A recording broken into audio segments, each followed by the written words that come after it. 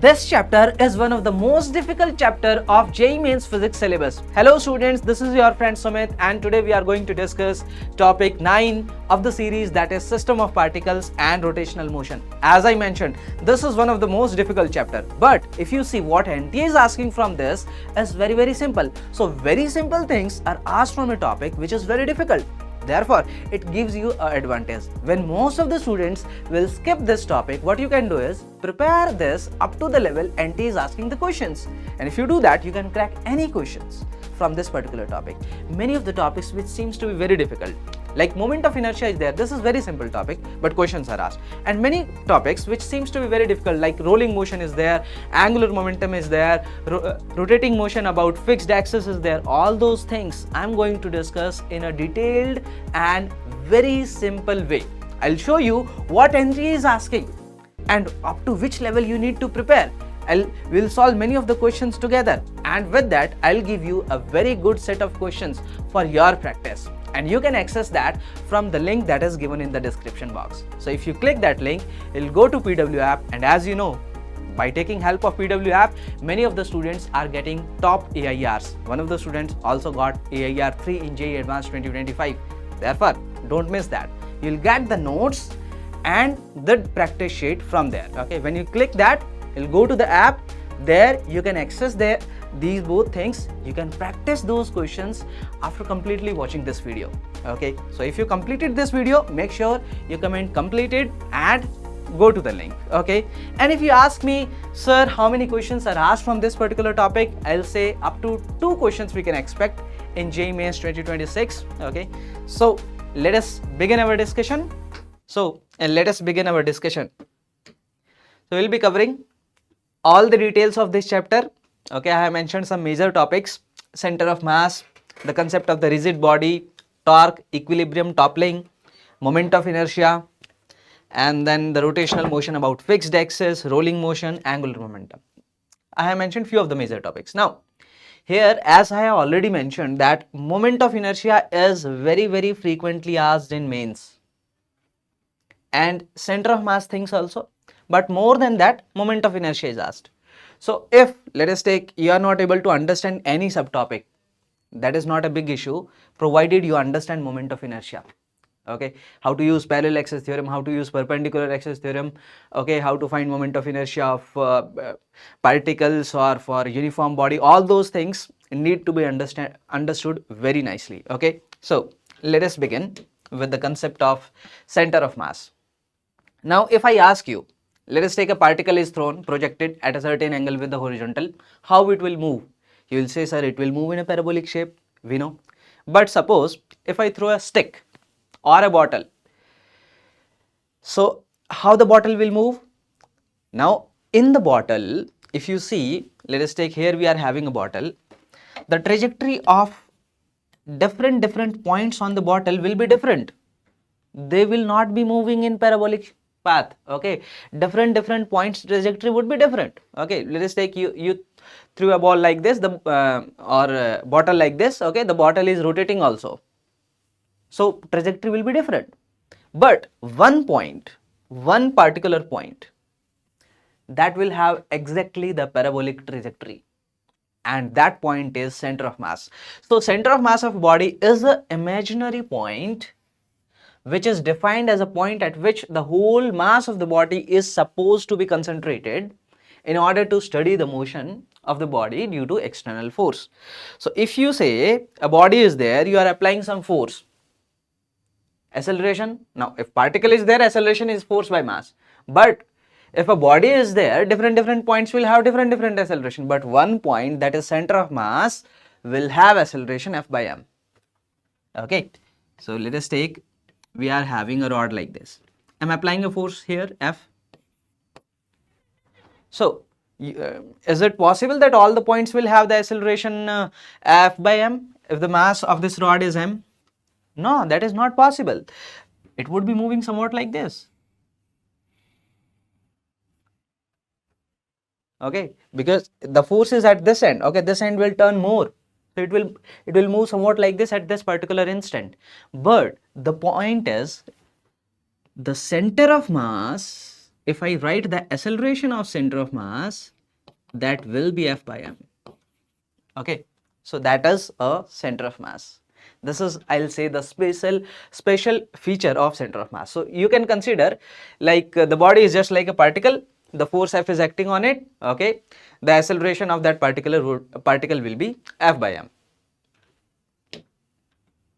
Now let us discuss how to find coordinates of center of mass of system of particles. Let us take so many particles are there, or let us consider initially the two particles are there. How to find the center of mass of this whole system? Now let us consider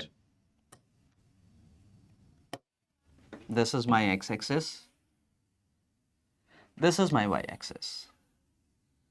Okay, and I am having one particle here, one particle here, one particle here, like this. This mass is m1, this is m2, this is m3, this is m4, this is m5, this is m6. Now I ask you, let us take, they are having coordinates as x1 comma y1, m2 is having coordinates as x2 comma y2, it is x3 comma y3, x4 comma y4, okay, like this, x5 comma y5, x6 comma y6. Okay, so this is how they are having coordinates. Now I want to find the coordinates of center of mass. So how we write it? So I write xcm as summation of mi into xi divided by summation of mi. I goes from here 1 to 6. I goes from 1 to 6. What it is? Summation of this. So it is m1 x1 plus m2 x2 plus m3 x3, like this, divided by m1 plus m2 plus m3, like that. Okay, so m1 x1, this will be m1 x1 plus m2 x2,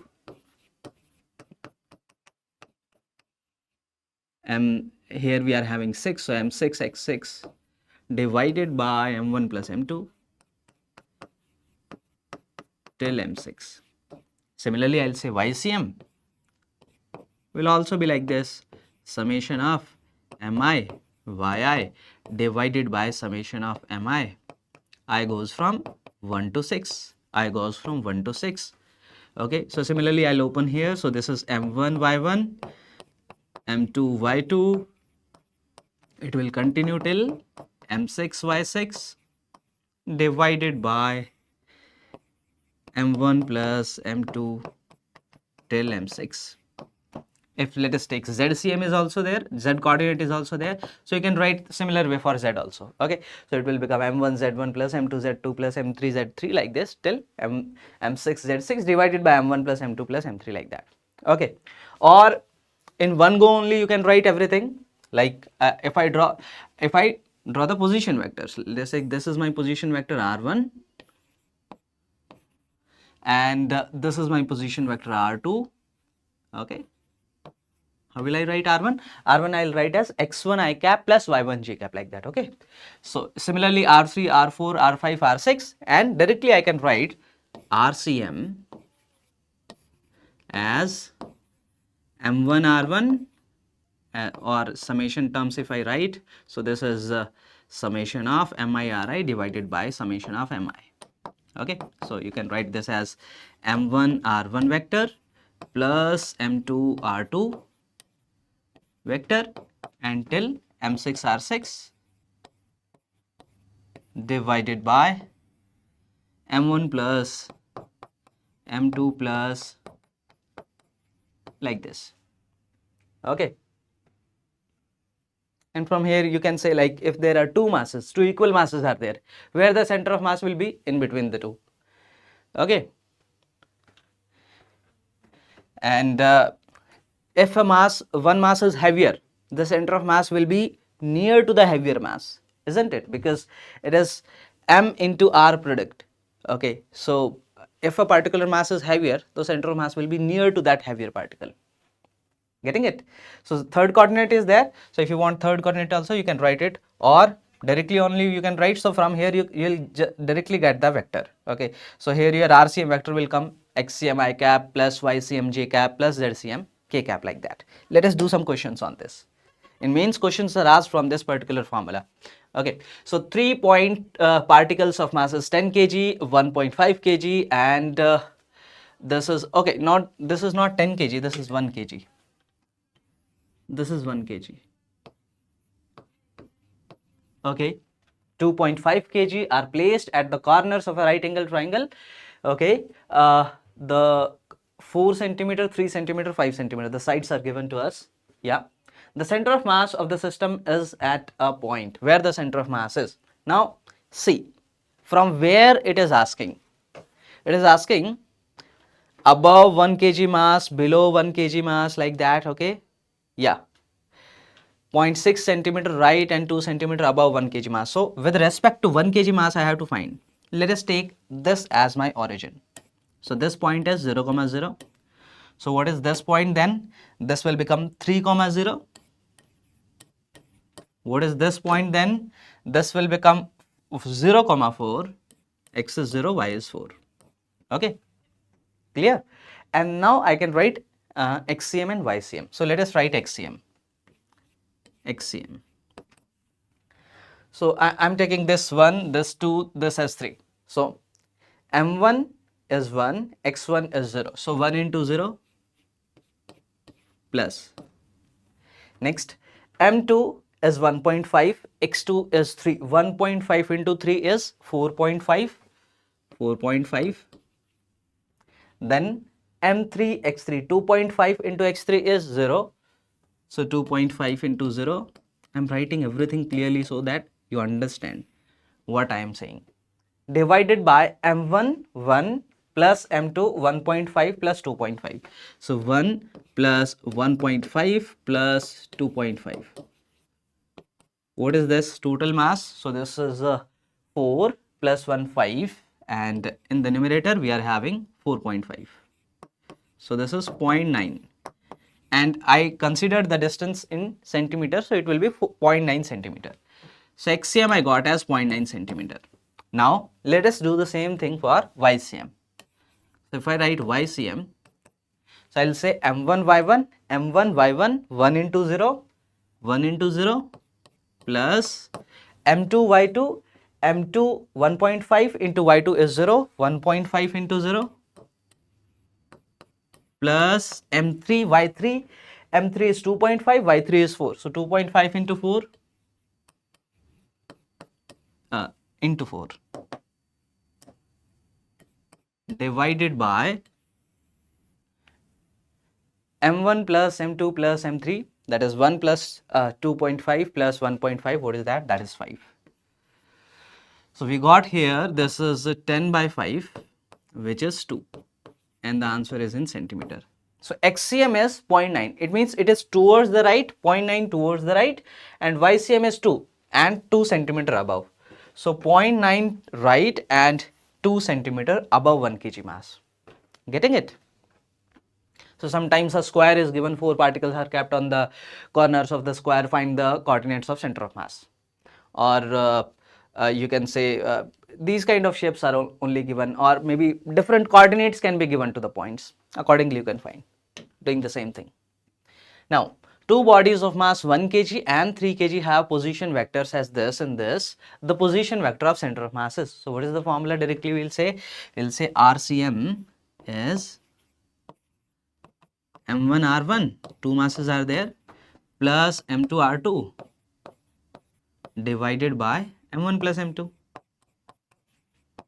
This only we'll be using. Okay, so pause this video, solve this, comment your answer, then come back. I'm waiting. I hope you are back. Okay, now let us put. What is m1? m1 is 1. What is r1? r1 is this. So 1 into this.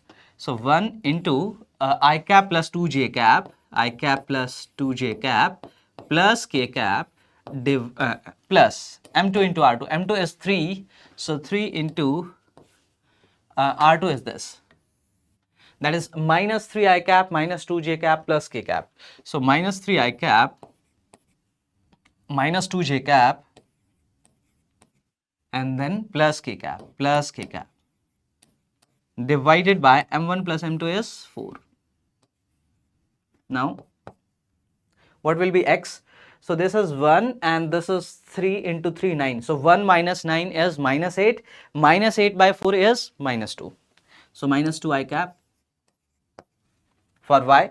So 2 and here we are having minus 6. 2 minus 6 is minus 4. Minus 4 by 4 is minus 1. So minus 1 j cap. Then k cap, this is 1 and this is 3. 3 plus 1, 4. 4 by 4 is 1. So plus k cap. So I'm getting 2 I cap minus j cap plus k cap. D option. Very simple questions are asked. Although, as I was saying in the beginning, like rotational, like this particular chapter, system of particle and rotational motion, is one of the difficult topic. But the questions NTA is asking, are very simple. So I can say this is also the easiest topic. Okay, so you can see directly like these level of questions are there, and this question was asked in 2022.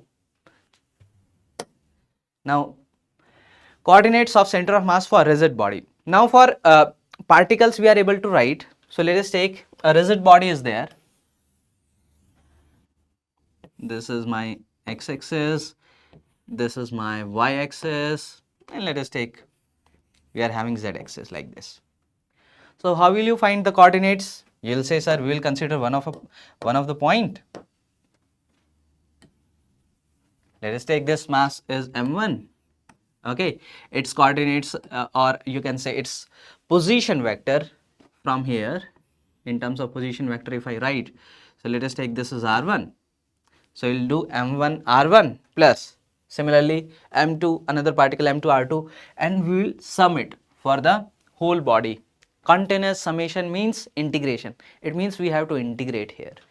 So we are summing, like we are summing up mi ri divided by summation of mi.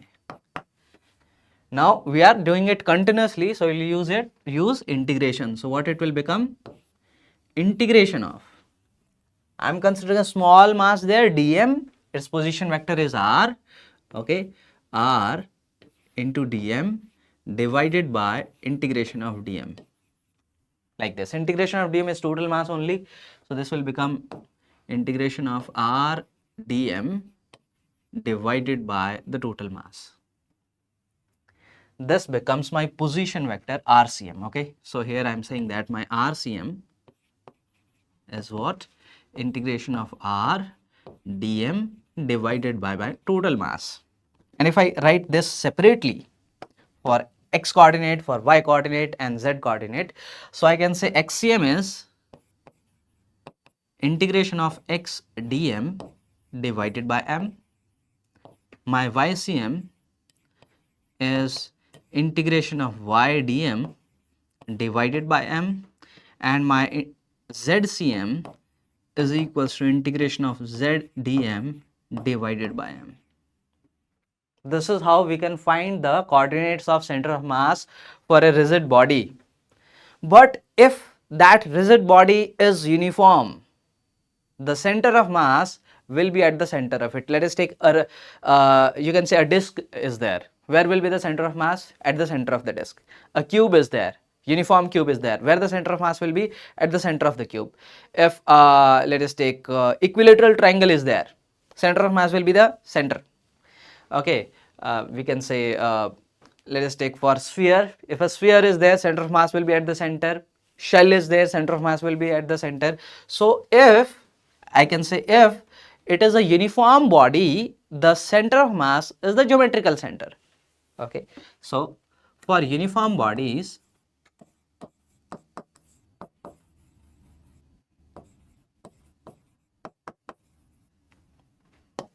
let me write geometrical center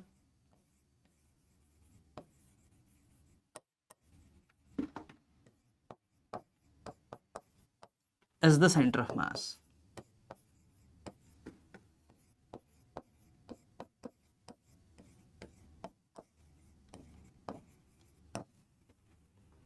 This is for uniform bodies. Okay, for uniform bodies. If the body is not uniform, let us take a disk is there whose mass distribution is not uniform, then what? Center of mass will not be the geometrical center. Okay, getting it? Now let us find. Now first a few cases, as I already mentioned, for uniform thing you already got. What? Like if I talk about a ring, let us take, we are having a ring. This is a uniform ring.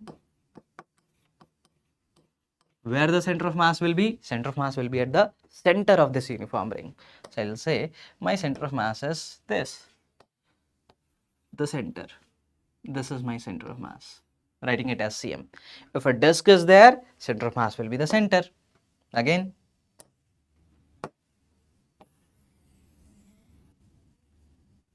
this is uniform disk, center of mass is here. If you are having, let us take a square sheet. Let me take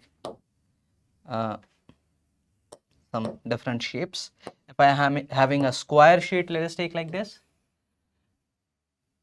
square or rectangle, center of mass will be here at the center. If you are having a sphere,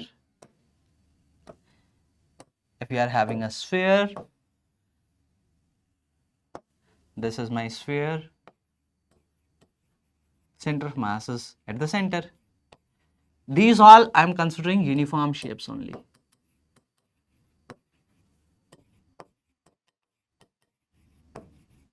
Keep this thing in mind.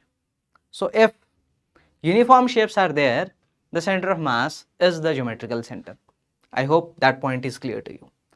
Now let us try to find the center of mass of a semicircular ring. We are having a semicircular ring. Let us draw with a different color. Yeah.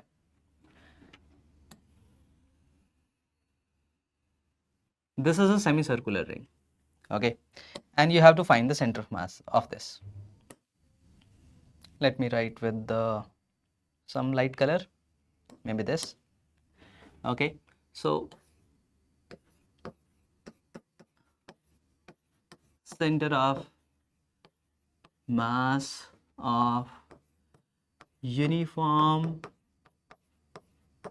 semicircular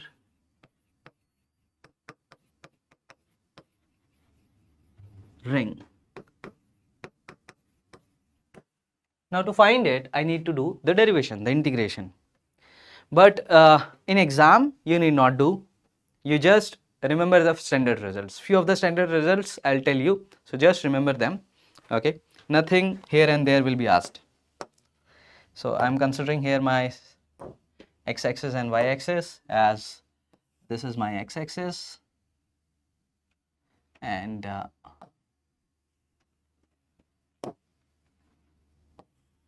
this is y-axis. Okay. Now at an angle theta from here,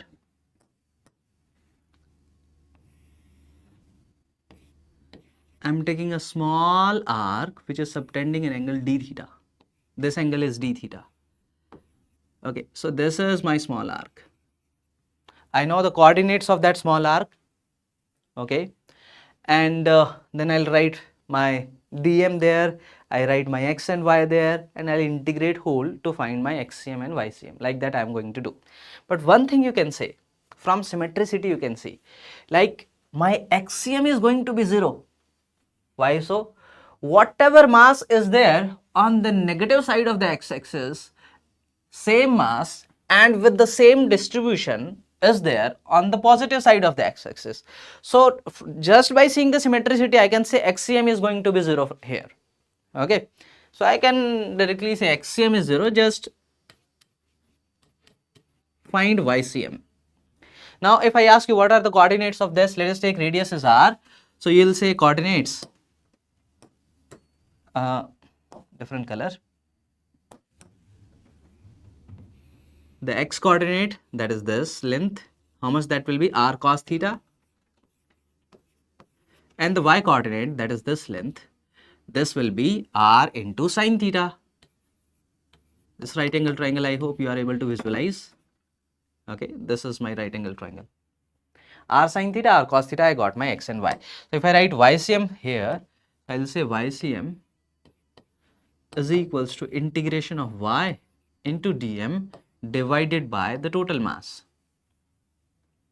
Now the mass of this section I am saying dm. This is a uniform ring, mass per unit length is constant. So if I write dm you will say that will be mass per unit length. This is mass per unit length into the length. What is the length of this arc? It is making an angle d theta at the center. So that will be r d theta. So lambda into r d theta.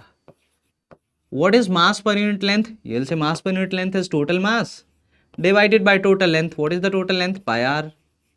So into r d theta. This r got cancelled. So this is m by pi into d theta. I got my dm. I'll put my dm here. Okay, let us put it. So this will become y. What is y? Y is r sine theta. So r sine theta into dm. What is dm? dm is m by pi d theta. M by pi d theta divided by m. What is the limit of theta? I have to cover complete ring. So theta goes from 0 to till 180 degree. Okay. So 0 to 180 degree. Now m is constant, that is getting cancelled. So r by pi, you will take that out, that is constant, r by pi. Integration of sine theta is minus cos theta. Limit goes from 0 to 180 and this becomes 2r by pi. I got my YCM to be 2r by pi. You can visualize XCM is 0. If you are not able to visualize, just do the integration for XCM also. There you will take x as r cos theta. If you will do integration, that will come out to be 0. So if I write coordinates of center of mass, it is 0, 2r by pi. This you need to remember it. Okay, so the center of mass of a ring is at a distance of 2r by pi and this result is important, needed to be remembered. Now let us do the same exercise for a disk. Center of mass of a disk, uniform disk, semicircular. Okay, so I'm considering here uniform semicircular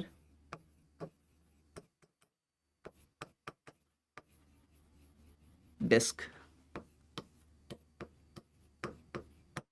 Many of you might be remembering the result directly. That is very good. But let us do the derivation so that you understand how actually we are doing that. So this is my disk.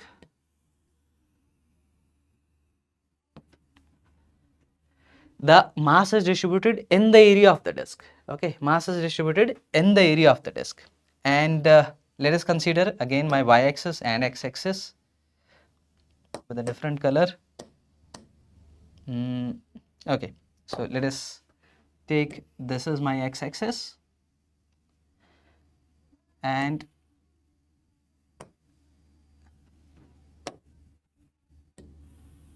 this is my y-axis. Okay, x and y. Now disk we can consider as made up of so many semicircular ring. We know the center of mass of each of the semicircular ring. We can use that to find the center of mass of this disk. Now so many semicircular ring, one semicircular ring, another semicircular ring, like that, so many semicircular ring. So I'm considering one of the semicircular ring. Here we can say that XCM will be 0 from symmetricity directly. That thing we are able to say. XCM is 0. We need to find just YCM. Okay. Now, at a distance y, I am considering a ring. This ring would be having some thickness, and let us take this. That thickness is my dy. This thickness is my dy. I know the center of mass of this ring. What is the center of mass of this ring? That is 2 into r by pi, so that will become 2y by pi. Radius is y for this ring, so this is 2y by pi. This is YCM here for this ring. Okay, or I'll just write y of the ring. Now let us do, so I'll say YCM is equals to integration of y into dm divided by integration of dm, that is my m. First of all, let us write dm. Here mass is distributed in the area. So I'll say dm is equal to mass per unit area, let us take that as sigma, into the area of this. That area I am considering as dA. How to find the area here? Now this is a thin strip, thin semicircular strip. Let us stretch that strip. So that strip will become like this. If I stretch it like this. Okay.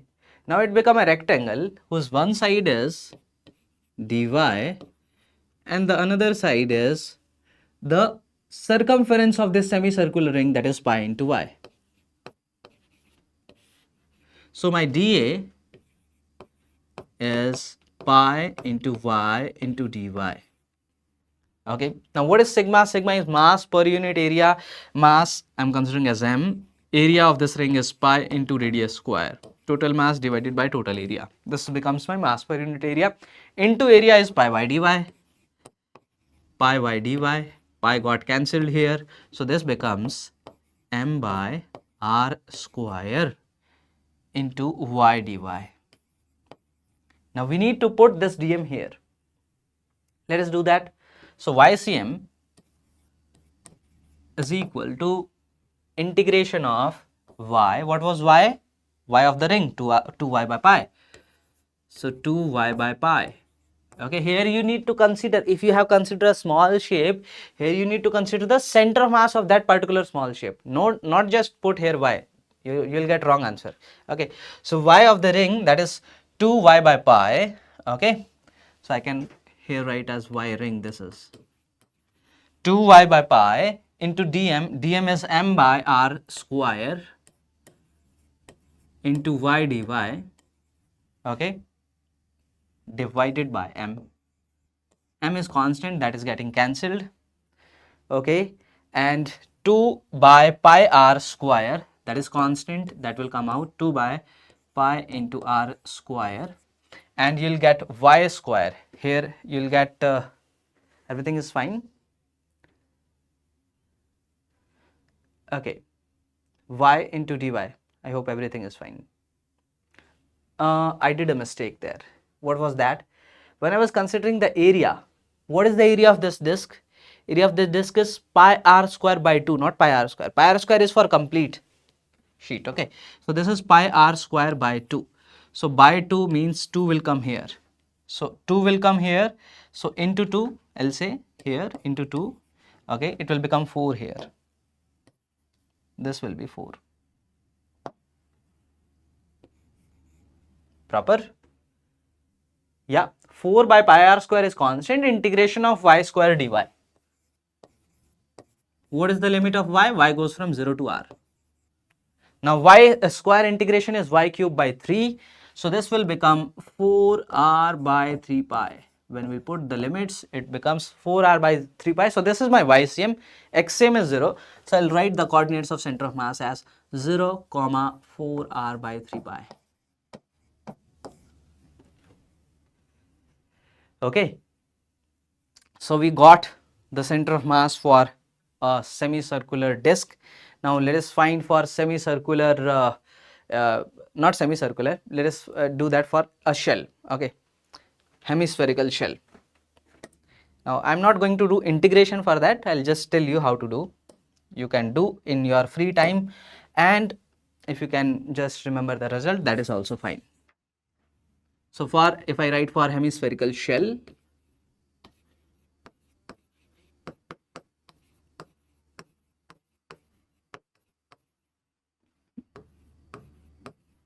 by default we will consider uniform only. Okay, when I am talking about any shape, so consider that to be uniform.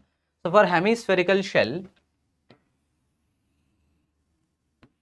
you can consider that hemispherical shell to be made up of so many rings of non-uniform radius.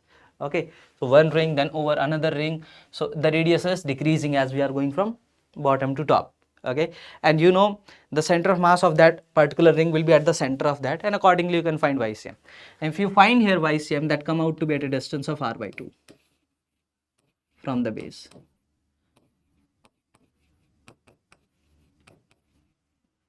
And for solid hemisphere,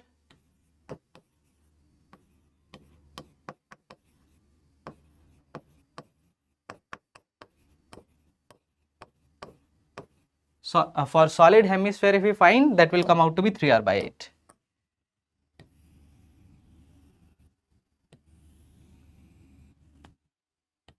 At a distance 3r by 8. Okay. So, and if there is some another shape, then you may go for integration, but that will not be required for mains. For mains, specifically, you need to remember this result, semicircular disc. You need to remember for a uniform semicircular ring. Okay, these two things, and these two also you can remember. Now let us do some questions on this. Okay, let us take this question. The disk of mass m with uniform surface mass density sigma is shown in the figure. The center of mass of the quarter disk is at a position this, where x is. Now you will say, sir, I remember the formula for semicircular. Okay, for semicircular disk I remember, but I don't remember for quarter circular. Okay, how to find that? Then do we need to do integration there? No, don't do that mistake. So just you have to use logic. How? First, if it is a complete semicircular disk, if it is a complete semicircular disk where the coordinate will be, you will say YCM, XM will be 0 and YCM will be somewhat here, and that will be at a distance of how much? 4r by 3 pi. If it would be a complete semicircular disk. Now, I am removing one half. I am removing one half. What will change? XCM will change or YCM will change? I am cutting it into one half. YCM will not change, because if I cut into two half like this from the center, now this half and this half, these are same distribution. Okay, so YCM of this and YCM of this must be equal, then only the resultant YCM is coming here.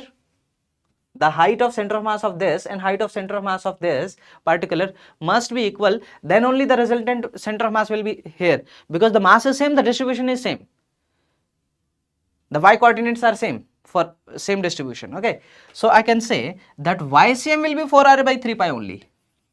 So effectively, when you are getting center of mass somewhat here, that YCM will be 4r by 3 pi only.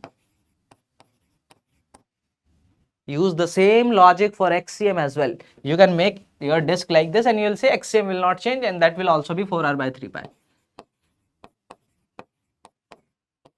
Just by logic I got the answer. No solving. Just remembering for the formula for semicircular disk. Okay, so we are getting 4r by 3 pi. Radius is a, so 4a by 3 pi, 4a by 3 pi, x comes out to be 4. X becomes 4. So you have to be smart like this. Otherwise, doing questions may take lot of time. Like if you define here, you know, quarter circular rings and do integration like that, it will take lot of time. Now, center of mass of composite bodies. Now, let us take, you are having some shapes. First of all, let us take, this is my y-axis and this is my x-axis. Now, here I am having my shapes, different shapes, maybe a square sheet like this placed here, and then I am having another shape. Let us take a disc. Okay, a disc. So a disc which is kept somewhat here. Okay. Now I ask you, what is the center of mass of this composition? Combination of this square and this disc. So how will you find that? Now let us take X, its center of mass is here, its center of mass is here, its mass is m1, its mass is m2. its coordinate I am considering as x1, y1 and its coordinate as x2, y2. So if you want to find here the coordinate of center of mass, you'll say xcm is equal to m1 x1 plus m2 x2 divided by m1 plus m2. Similarly, if you have to find YCM, you will say YCM is equal to m1 y1 plus m2 y2 divided by m1 plus m2. So if composite bodies are there, find the center of mass of each of the individual bodies first and then find the resultant center of mass of the whole by doing the same exercise again. Okay, considering those as point masses placed at the center of mass. This is how I wrote this formula. Let us do exercise on this. Now here we are having a uniform thin metal plate of mass 10 kg with dimensions as shown. The ratio of x and y coordinate of center of mass is n by 9, the value of n is. Now to do this, there can be multiple ways. One of the way is divide it like this. I divided it like this. This is 1 by 1, this is 1 by 1. So each, you can say similar shapes are there of dimensions 1 by 1. You can consider each mass to be m. Write the coordinates of center of mass of each. Its center of mass is here, it's here, it's here, here, here. And then you can find xcm and ycm.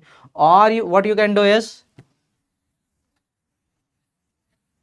you can make shape divided like this.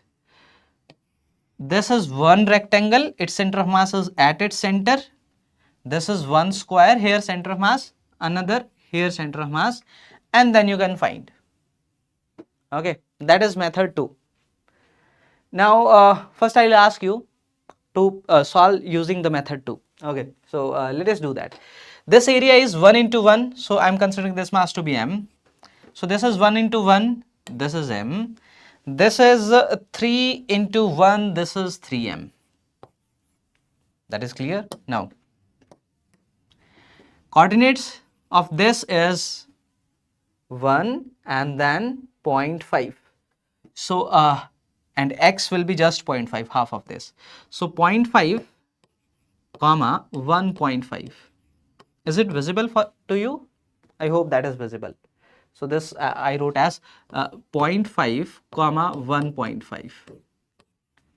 Now if I write for this, it will become 1, 2 and 0.5, 2.5 comma 1.5. And for this if we write, it will become y as 0.5, x is 1.5. So 1.5 comma 0.5. Okay, now use the formula. So if I say xcm, I am considering this as 1, this as 2, this as 3. So m1 y1, so m1 is m into y1 is 0.5, m1 into x1, x1 is 0.5, so 0.5 into m plus, for this 1.5 into 3m, so 3 into 1.5 is 4.5 into m. Plus, for this it is 2.5 into m. So 2.5 into m divided by the total mass, that is m plus 3m. Total is 5m. So divided by 5m. Anyways, this m is getting cancelled. You might be saying, sir, why you considered that as m?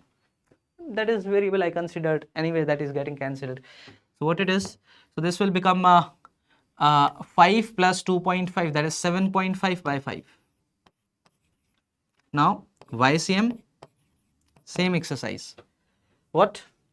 1.5 into m, 1.5 into m plus, for this 0.5 into 3m, so 1.5m it will become 0.5 into 3, okay, 1.5 plus, for this it will become 1.5 into m again. So 1.5 into m divided by the total mass, that is 5m. So what it is? 4.5 by m. the ratio of x and y coordinates. So if I take the ratio, it will become 7.5 divided by 4.5. So 75 divided by 45. If I cancel with 15, so it will become 5 divided by 3. So 5 divided by 3. The ratio is coming out to be 5 by 3, and I need to write this as n by 9. So multiply and divide with 3. So this will become 15 by 9. So the answer is 15. This is one another way. And now one more way can be, you consider this whole sheet as combination of this complete minus this. Okay, there you can consider negative mass. Okay, there you will consider negative mass, and that way also you can do. You want to see? I am considering combination of this sheet like this as my complete sheet plus this portion. Okay, the upper portion only, this portion negative, and this I am considering as negative mass. This is my positive mass.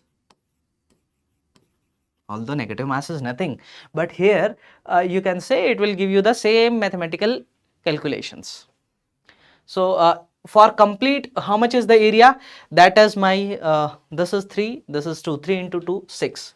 So total positive area is total mass is 6m, and this negative mass is minus m. What is the coordinate center of mass of the complete? That will be at the center. So half of x 1.5, half of y 1. So 1.5 comma 1. 1.5 comma 1. What is the center of this negative mass? That will be here. And what is that? That is 1.5, and y is 1 and 1.5. Yeah, 1.5 comma 1.5. So for this 1.5 comma 1.5. Getting it? Now use the formula. So I will say XCM M1 is 6m into x1 is 1.5 plus m2 is minus m into x2 is 1.5 divided by total mass m1 plus m2, 6m minus m, 5m. So what it is now? This is my 9 minus 1.5 is 7.5 by 5. 7.5 by 5, same thing. Okay, here it was 5. Correct it. This was 5 here. So here it is 7.5 by 5, same thing we are getting. And if I write YCM, M1 6m, Y1 is 1 plus M2 minus M, Y2 is 1.5, so minus 1.5 divided by total mass 6m minus m, that is 5m, and this comes out to be 4.5 divided by 5. The same result we are getting. I am doing by both the methods such that you understand this concept of negative mass very nicely. Many times this is asked in mains. Many times. Some portion is removed. Now you removing, then you can do the other way also, but that other way will be longer. Here the other way is easier. You may say in this case the other way is not that much longer, but in some of the cases the other way might be very long, very lengthy. Better way is consider the negative mass thing. So it is removed, so consider that too as negative mass, write the center of mass of that negative mass as well, write the formula, get the answer. Okay, now this we can do how? By negative mass thing. So I'll consider this as a combination of this whole as my positive plus this removed portion plus this removed portion. This is my negative mass. This is my positive mass. This is how I consider. It is uniform, so mass per unit area is same. Okay, for complete the center of mass is at the center. I am considering here the mass of the complete to be m. What is the coordinate of this center? This center is you can say, only we need to find XCM only, because YCM is 0 itself. Okay, why so? Because from this symmetricity you can say whatever is the mass, the distribution along positive y-axis and distribution along negative y-axis is symmetrical. So YCM is 0. I need to find just XCM. So what is the x coordinate of the whole? The total complete, the XCM will be at the center. What is that? That is A. So this is A. Okay. You may write coordinate as A comma 0. And for this removed, total mass was M when area was pi A square. When area is pi A square by 4, the mass will be M by 4. So here the mass is minus M by 4. And what is the coordinate? That is A plus A by 2, that is 3A by 2. So 3A by 2 comma 0. Okay. Now you write XCM. So XCM I'll say M1 X1. What is M1? Total mass M. I am considering this as complete as first. Okay. M1 into X1. X1 is A plus M2 X2. So M2 is minus M by 4.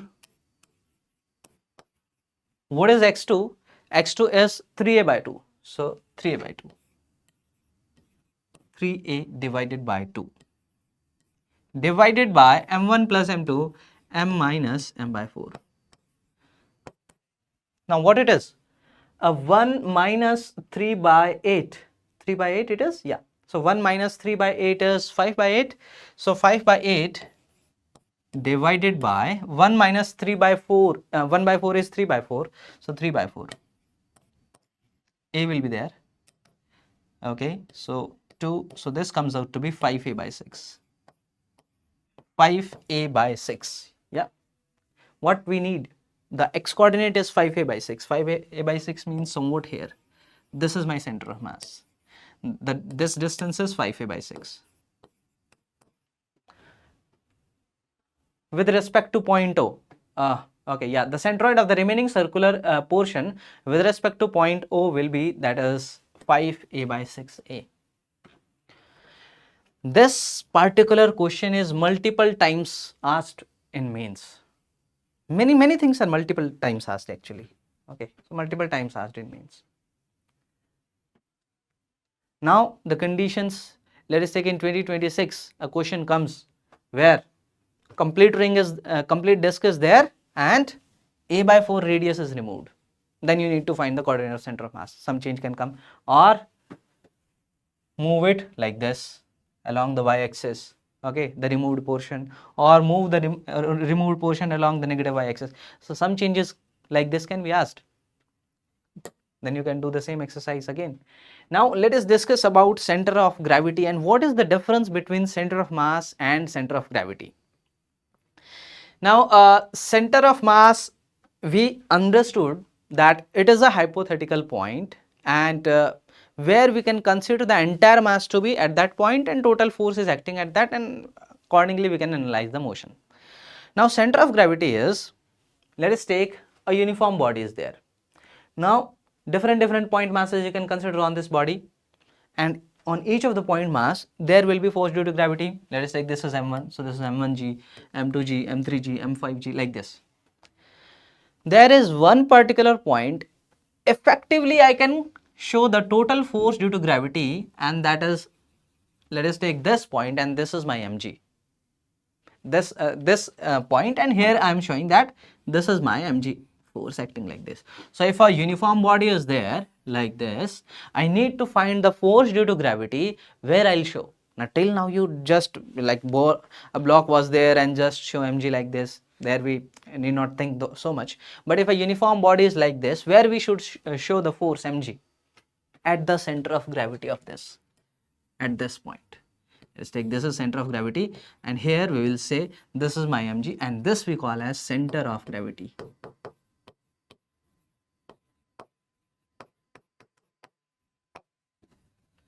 How I got it? Okay, you can find the coordinates of center of gravity. Let us take you will consider m1. Okay, so there m1g is acting. You will consider m2, there m2g is acting. Okay, so you will say m1g into the coordinate of that. So m1g into the coordinate of that. From let us say you are considering one as origin, and from there you are writing the coordinate of that. That is, let us take r1 vector plus similarly you will say m2g into my r2 vector like this. divided by my total force, that is my m1 plus m2, like this, into g. Okay. Now the point is, this is my g effective. Now the point is, if this g is constant, if I am taking this g is constant everywhere, this g here, this g, the center of gravity will come out to be center of mass only. And in our cases, whatever things we will consider, we are considering a rod, we are considering a sphere, okay, my g is not changing there. G will change when? G will change when you are taking a very large stick, let us take, and that is having a height of, let us take 10 times of radius of earth. There the center of mass and center of gravity will change. Okay, but because g will vary, but in normal things you can say g up to, let us take in projectile motion also, we consider g to be constant, so normally when we are considering, we will not consider a point very far away or like that from the center of the earth, that is such that the g will vary. No, we consider g to be constant. So in our all, like whatever cases we will consider, center of gravity is our center of mass. Okay, so if g is constant here, let me write for conceptual clarity. If g is constant, then I am saying that my center of mass is equal to center of gravity. The point will be the same. So if you have to show force due to gravity on any of the shape, let us take a stick is there or a sphere is there, then show that force at the center of mass of that. Okay. Now, displacement of center of mass of a system of particles.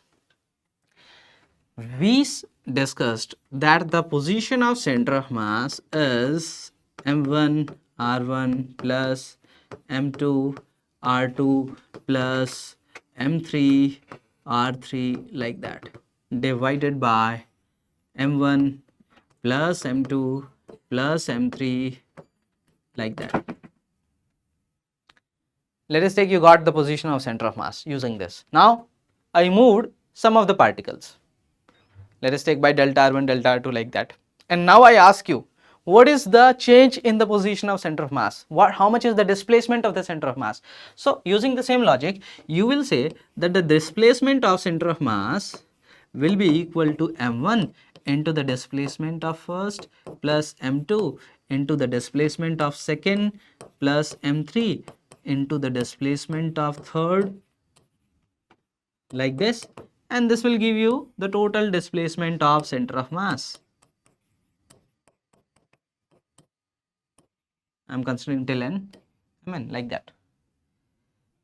This will give you how much is the displacement of center of mass. Now consider that center of total force on this, you can say total system, the external force, the total external force is 0. Initially the center of mass was at rest, external force is also 0, the center of mass will remain at rest. In that particular case, I will say the position of center of mass will not change. Getting it? Initially center of mass was at rest, total external force is 0, because that only will change the position, give some ACM, acceleration of center of mass, and this is how the position will change ultimately.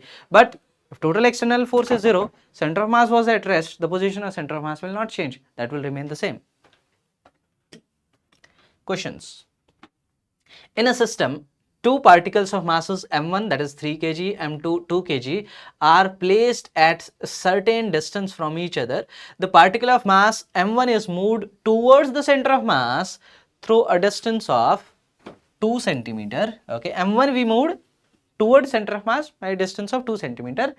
In order to keep the center of mass of the system at the original position, the particle of mass m2 should move towards the center of mass by how much distance? Getting the question? m1 was here, okay, m2 was here, where the center of mass will be? In a line joining the two particles. Okay, let me take dashed, let me take, so center of mass will be on the line joining the two particles. Okay, let us take somewhat here is my center of mass. Now he is saying I moved m1 by a distance of 2 centimeter in this direction. How much m2 should be moved? How much m2 should be moved such that the position of center of mass remains the same? Means the change in the position of center of mass is 0. So by logic also you can do directly write the equation, or if like you want to write the formula, the previous formula, from there also you can write. From the logic itself I can say that my m1 into delta r1 should be m2 into delta r2. Negative positive sign, considering the negative positive sign I am saying this.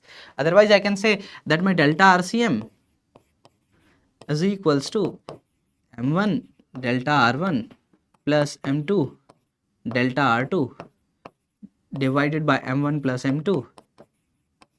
If this is 0, I'll say m1 delta r1 is equals to m2 minus of delta r2. I need delta r2, so delta r2 is equals to minus of m1 into delta r1 divided by m2. Means the displacement should be in the opposite direction. Yes, that is opposite. m1 displacement is towards right, m2 displacement is towards left, opposite direction. Okay, yeah, so negative sign represent that, but if you want to find the magnitude you can put the values. What is m1? What is m1? m1 is 3. What is delta r1? 2 centimeter. What is m2? m2 was 2. Yeah, 2. So we got this as 3 centimeter.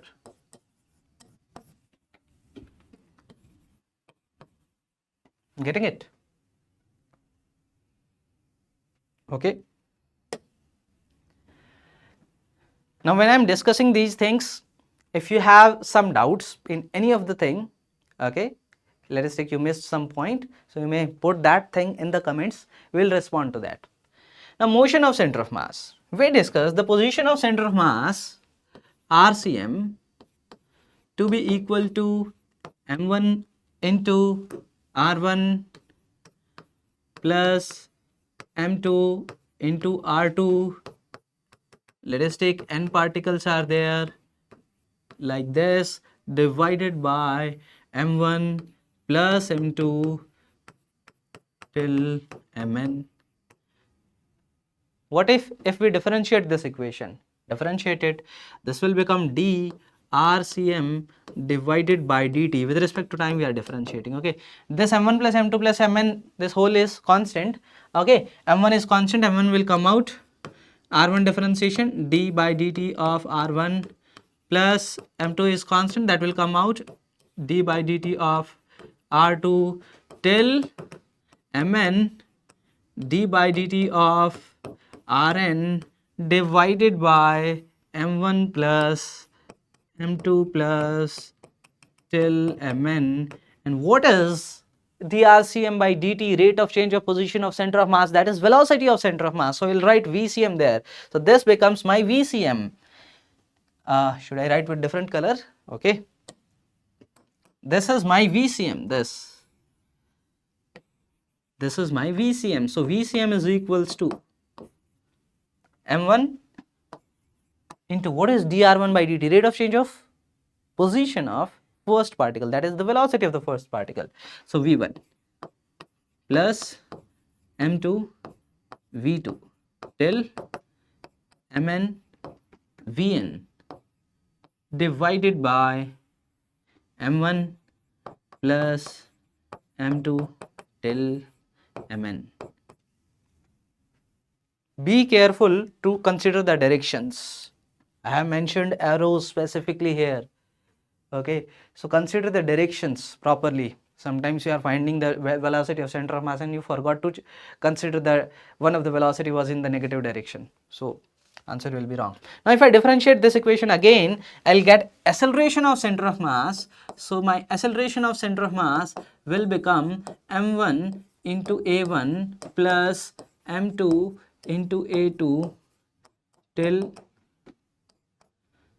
mn into an divided by m1 plus m2 till mn.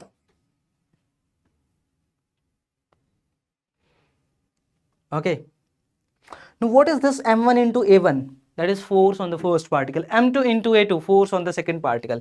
So you may say that this is my total mass. I am taking that on the other side. From here I am writing as mass. One thing, if you are asked what is acceleration of center of mass, you can use this equation. Now I am moving ahead. Okay. Now this total mass into ACM. So MACM. Let me write from there. From here. Okay. So what is this? Total mass into ACM. So M into ACM. M into ACM is equals to what? F1 plus F2 plus F3 plus F4 till Fn. Force on first particle plus force on second particle till force on nth particle. Now, force on first particle will have two things. One, the force due to other particles plus the external force. Other particles will also apply force, isn't it? They can apply force. So, F1 will have two thing. F1 due to the other particles and F1 due to the external. So, when I am saying this is my total force F1 plus F2 plus F3 till Fn, it will become like F1 plus F2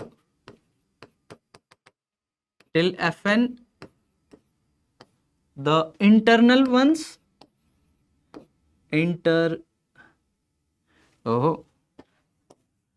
forgot the spelling, internal, okay.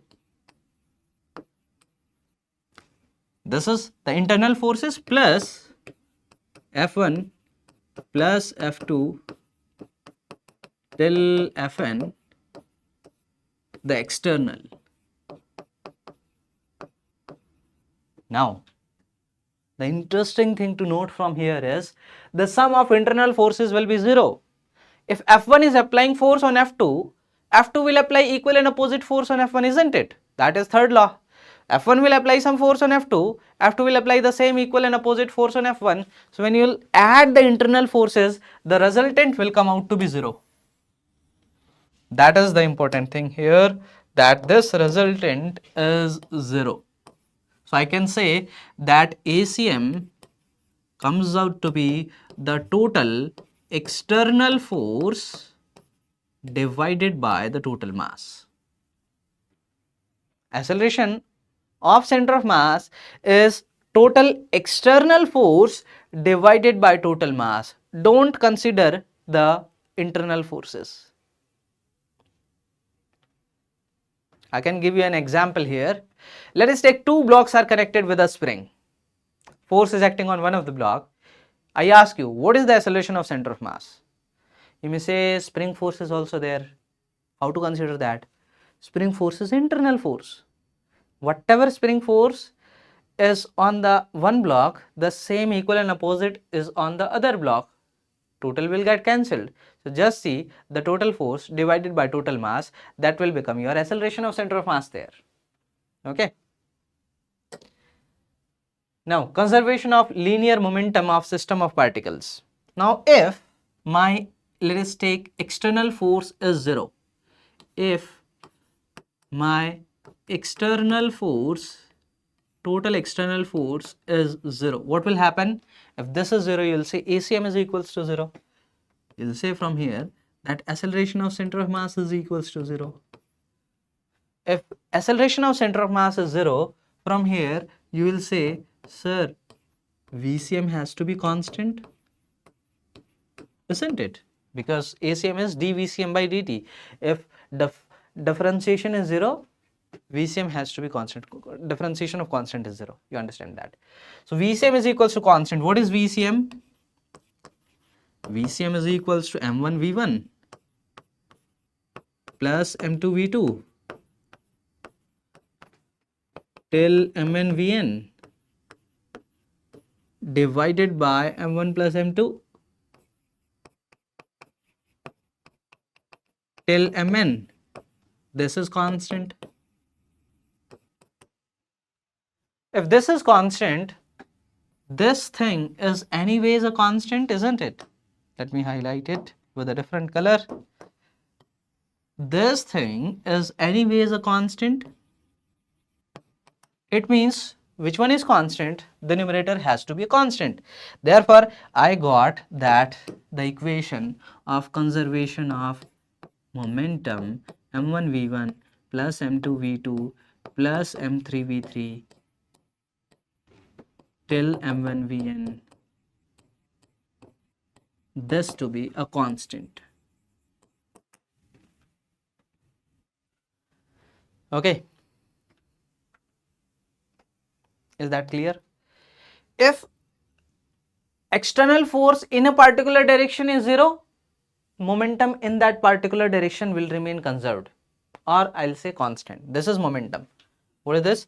This is my momentum of first particle plus this is momentum of second particle plus my momentum of nth particle, and this is constant. So I can say my total momentum remains constant provided external force is 0. Let us discuss this question. A body of mass m at rest explodes into 3 pieces in ratio of 1:1:2. The smaller pieces fly off perpendicular to each other with velocities 30 and 40 respectively. The velocity of third particle will be. Initially, the body of mass m was at rest. It was one body. Now it is divided into 3 bodies in a ratio 1:1:2. What was the velocity of center of mass initially? 0. Body was at rest, VCM is 0. Finally, the particles are moving and the explosion happens due to external or internal force? Due to internal force certainly. Therefore, center of mass velocity will remain 0. VCM will remain 0 because internal forces cannot accelerate the center of mass, only external force can accelerate. So VCM will remain 0. You know the velocities of 2 particles, okay, you can find the velocity of the third particle, isn't it? VCM is 0. Let us do that. Now, one thing is given to us is here, 2 particles are flying in perpendicular directions. So, you may consider one is going along x-axis, another is going along y-axis. Consider it like this, it will make easy to analyze. One is, let us take, moving in this direction, another is moving in this direction, okay. The third one will move in certain direction to cancel the total momentum. So I'll say it will move in somewhat like this. Okay, so what is this ratio is 1:1:2. So the 2 smaller particles are flying with these 2 velocities. So if I consider this as m, this is m, this is my 2m. Now what is v1? v1 is 30. Let us take, this is 30 like this, this is 40 in this direction. Now I need to find the velocity there. So VCM is 0. So 0 is equals to m1 v1, m into 30 j cap, directions you have to consider properly, plus m2 v2. So plus m into 40 I cap plus m3 v3. So plus 2m into, let us consider that to be v3, divided by m1 plus m2 plus m3, 4m, total is equals to 0. From there, anyways, this m is getting cancelled. From there, I'll get my v3, that comes out to be 15 j cap plus 20 I cap with a negative sign. Perfect? Yeah. So what is the magnitude? 15 square plus 20 square, and this will come out to be 25. 25. That is option B. I took one as y-axis, another as x-axis. Need not take also, directly also we can do, like the resultant of 2 perpendicular will you can find, and equal and opposite will be the third one. Accordingly, you can get the velocity of the third one. Okay, another question. A block moving horizontally on a smooth surface with a speed of 40 meters per second splits into 2 equal parts. If one part moves at 60 meters per second in the same direction, then fractional change in kinetic energy is, okay. So block was there, let us take the mass of the block is capital M.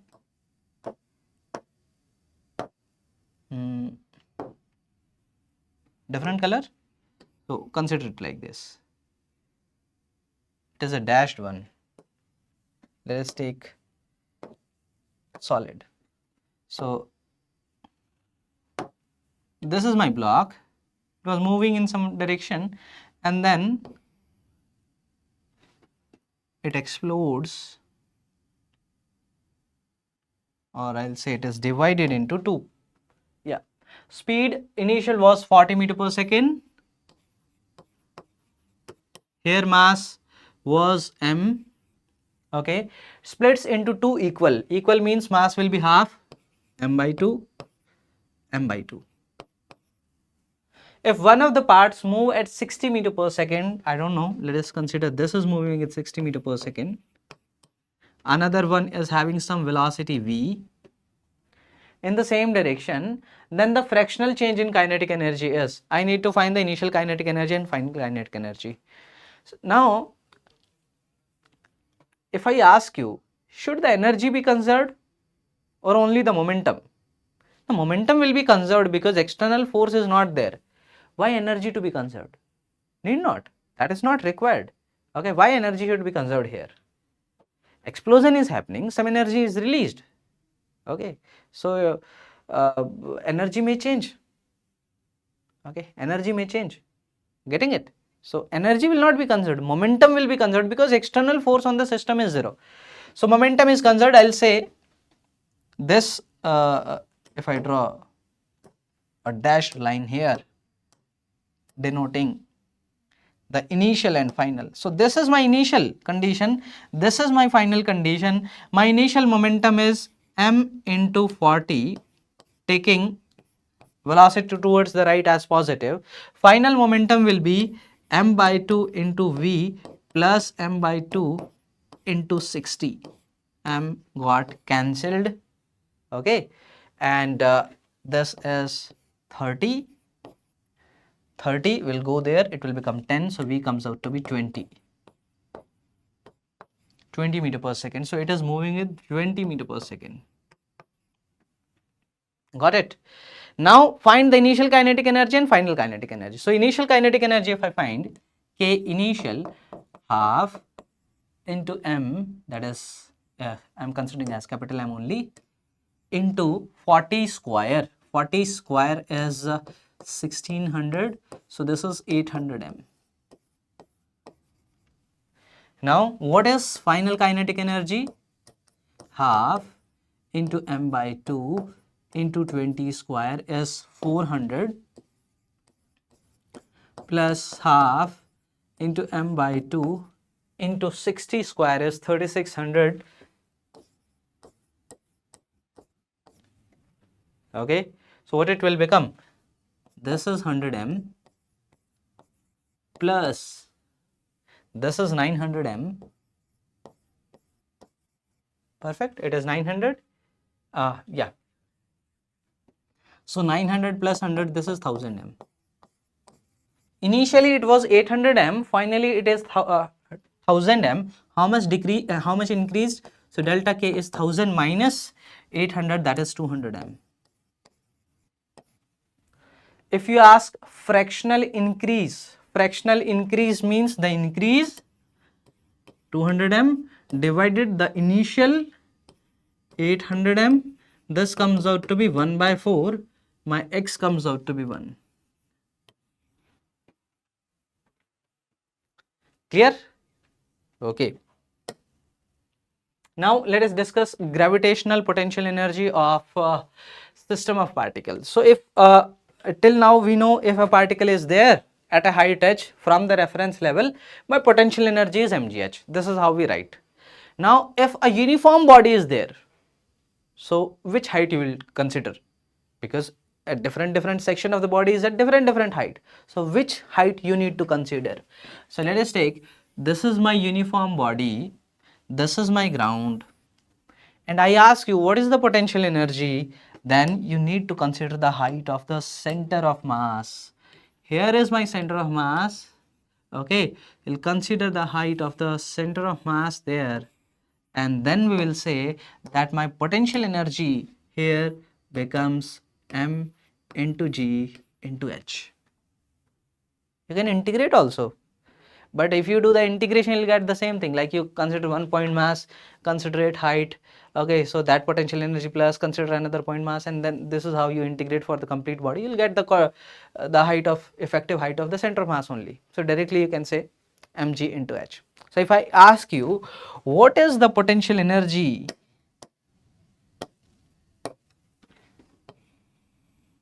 oh, this is a dashed one. I need a solid. Okay, so let us take a rod is there. The length of this rod is L. This is a uniform rod. This height is, let us take L by 2. This is my ground. What is the potential energy of this rod? Answer this in comments, okay? I'll see how many of you are understanding the concept. So you need to find the potential energy of this rod. This is my surface. I am taking the potential energy 0 here. This is a uniform rod, okay? Mass is m, length is L. Answer that in comments. Okay, moving further, conservation of mechanical energy plus linear momentum of system of particles. So if mechanical energy is conserved when only conservative forces are acting. So if only conservative forces are acting, mechanical energy of the system will be conserved. When the momentum will be conserved? Momentum will be conserved when the external forces are 0. In a particular direction, if I am considering along x-axis, the external force along x-axis should be 0. These points are clear, okay? So only when only conservative forces are there,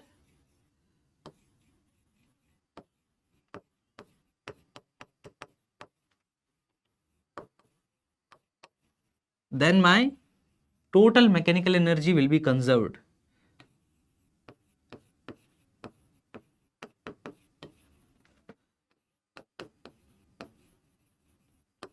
Energy is conserved. Okay. Momentum conservation we already discussed. Momentum will be conserved when external force is 0. When I am saying I am conserving momentum along x direction, external force along x direction has to be 0. If I am saying I am conserving momentum along y direction, external force along y direction has to be 0. Let us do a question. Figure shows a block A of mass 6m having a smooth semicircular groove of radius A as shown on a smooth horizontal surface. A block of mass m, okay, a block B of mass m, this mass is m, this mass is 6m, is released from a position in groove where the radius is, okay, where its radius is horizontal, okay, this vector here is horizontal. Find the speed of bigger block when smaller block reaches its bottommost position. Now I released it. What will happen? The block will slide down. When the block will slide down, this bigger heavier block will move or not? It will move because this is on a smooth surface. This bigger block will move. So when this bigger block will move, what will be the velocity of the bigger block when it reaches the bottom? How will we find it? How will we find it? Now the point is, in horizontal direction if you talk about, in vertical direction gravitational force is there, external force is there, we cannot conserve momentum. In horizontal direction if I talk about, what is the external force on the system? You may say, sir, there is normal reaction between the two. The block is here, there will be normal reaction between the two, but that is not external, that is internal. That is not external, that is internal. So in horizontal direction, external force of the system is 0. The momentum of the system will be conserved in horizontal direction. Okay. Momentum of the system will be conserved in horizontal direction.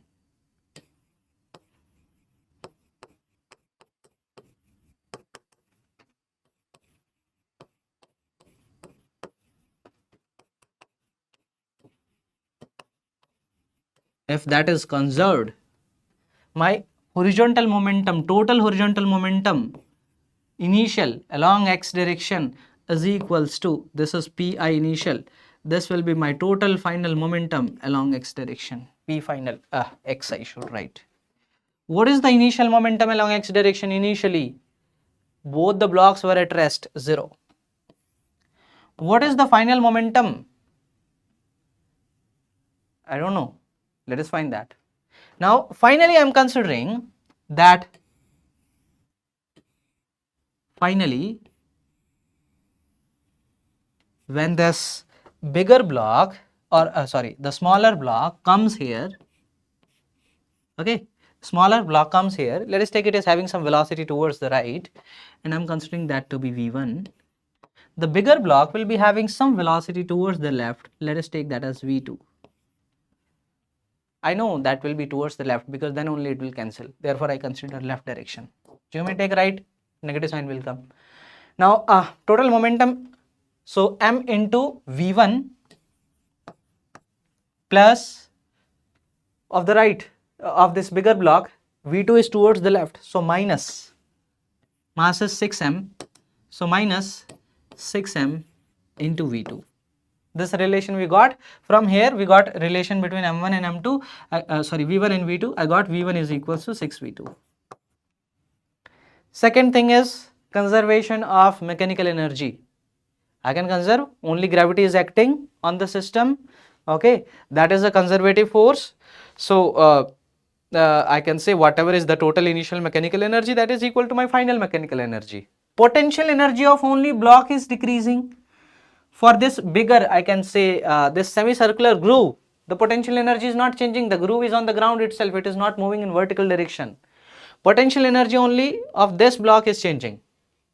So initial mechanical energy, when I'll write, I'll just consider the potential energy of this. What is that? Mg into R. I am considering the reference from here.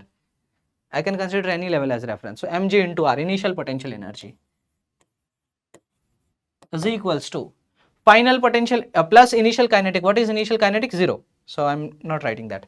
So is equals to final potential. Finally, it will come to the ground. Final potential is 0. What is final kinetic energy? Half m v1 square plus half 6m into v2 square. v1 v2 relation we got, we can put and we can find what is v1 and what is v2.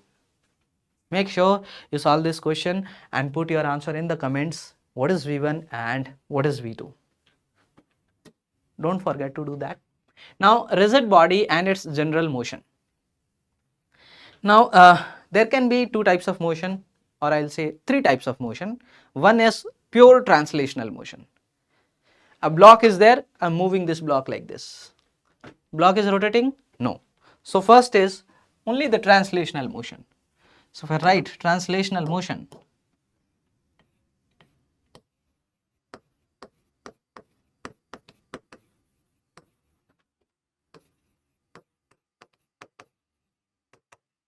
so translational motion is, let us take any shape is there, you moved it till here. You take 2 points, one point here, okay, that is this point, another point here, that is this point. If you draw how it moved, these two lines must come parallel. If they are parallel, this is translational motion, pure translational motion I am saying, okay. Next is the rotational motion.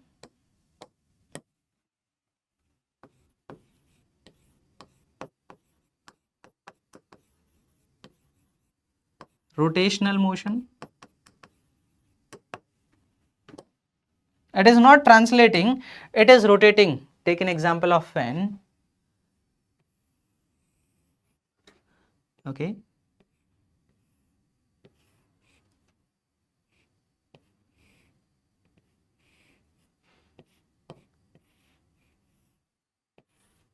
Fan is rotating like this, it is a rotational motion, the fan is just rotating about a fixed axis. Another can be a combination of the two, translational plus rotational.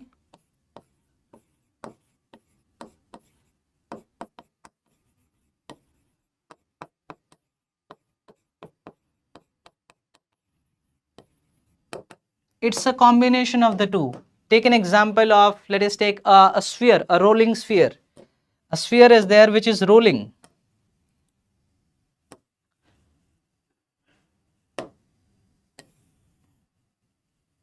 This is a sphere and the sphere is rolling like this. It is moving towards the right. At the same time, it is rotating about its axis. So rotational about the axis plus the translational motion like this. So it's a combination of translational plus rotational. So these three can be there. It is rotating about an axis, or it is just translating till now, like laws of motion, work, energy, power. We didn't consider rotational things. We just consider things are translating. Okay. Rotational motion, a particle is, if you take different points on this fan, they are moving in circular motion about the axis. Translational motion, if you consider different points, okay, so one thing is they are rotating about the center, okay, another thing is they are translating also in the horizontal direction. So now rigid body constraints for velocity and acceleration. Let us consider a rigid body is there, any random shape. I am drawing some random figures like this, means any random shape I am talking about. Let us take 2 points. This point is having velocity v1. This I am saying this is my point 1. Let me use different color. Okay, so this color. Let us take this point. This is my point 1, and here this point, this is my point 2. Point 1 is having some velocity, let us take in some particular direction v1, and point 2 is having some velocity, let us take in this particular direction v2. They are not parallel, the directions may be different. Let us take v2. Now, a rigid body constraint means what? The shape of the rigid body cannot change. This is the constraint. The shape of the rigid body cannot change. The distance between any two points cannot change. The distance between any 2 points will remain the same. Now, how to relate these two velocities? Let us draw a line connecting these 2 points.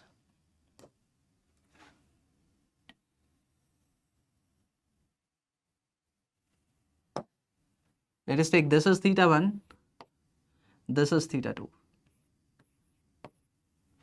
So, as I am saying, the distance between point 1 and point 2 cannot change. So, the component of velocity along the line connecting them has to be same, because distance between them cannot change.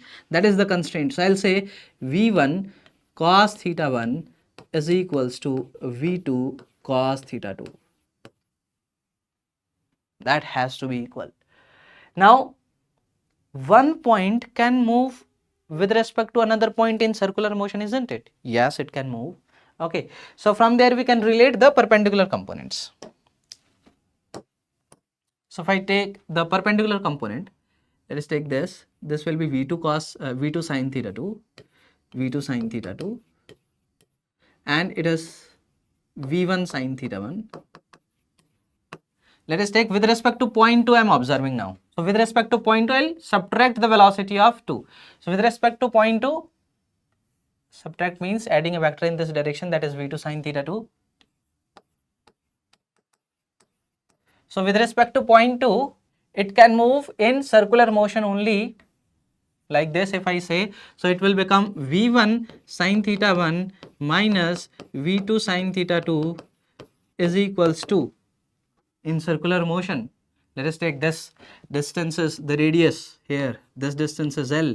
So this velocity will become L into omega, v is equals to r omega. With respect to one point, another point can move in circle only. It cannot move away, it can move in circle only, such that the distance will remain the same. Therefore, I wrote this equation. This is how I wrote it. Now let us do a similar exercise to relate the accelerations. Again, I am considering rigid body. Let us take, this is my rigid body, 2 points, this is point 1, this is point 2, having some acceleration, this is a1, okay, different color, this is a1, this is A2. Let us connect these with a dashed line.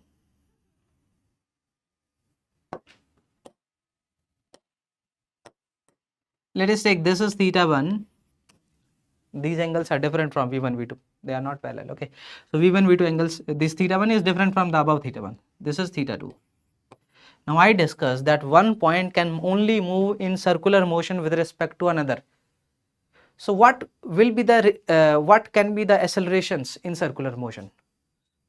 Centripetal acceleration and tangential acceleration only. So with respect to one point, if you see the acceleration of another point, it can be one component towards it, that is my centripetal acceleration, another component perpendicular, that will be my tangential acceleration. So let us observe with respect to point 2.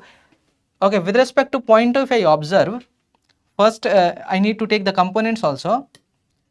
So this component is A1 cos theta 1, this is A2 cos theta 2, this is A2 sin theta 2, and this is A1 sin theta 1. So with respect to 2, I am observing, so relative acceleration, when I'll find, I'll subtract the acceleration of 2 from 1. Subtracting means adding vector in the opposite direction. So I'll, in the opposite direction, I'll add in this direction. What is that? A2 cos theta 2. So A2 cos theta 2, and in this will become A1 A2 into sin theta 2. So towards the radial direction, that will be my centripetal acceleration. How much is that? A1 cos theta 1 minus A2 cos theta 2. So A1 cos theta 1 minus A2 cos theta 2, this is my centripetal acceleration, that is equals to omega square r. So this I will say as omega square L. The perpendicular one, let us take my alpha is in this direction. Okay, this is how, like, not the direction of alpha, this is how you can say alpha is increasing the velocity. Okay, so alpha is in the direction of my omega, I am considering it like this. So I can say A1 into sin theta 1 minus A2 into sin theta 2, this becomes my tangential acceleration. Tangential acceleration is r into alpha, r is L, so L into alpha. This is how I related the accelerations. In mains, not so much things are asked. Okay, I'm telling all these things that will make your concept stronger. But yes, this can be asked, like 1 point velocity is given, you need to find the relate the velocity of the other point. So this is the basic fundamental thing. So you need to understand that in rigid body, the distance between 2 points cannot change. So the component of velocity along the line joining the two components, 2 points, will remain the same. Okay. Okay, now let us discuss a question on this. Let us consider, first of all, draw the axis.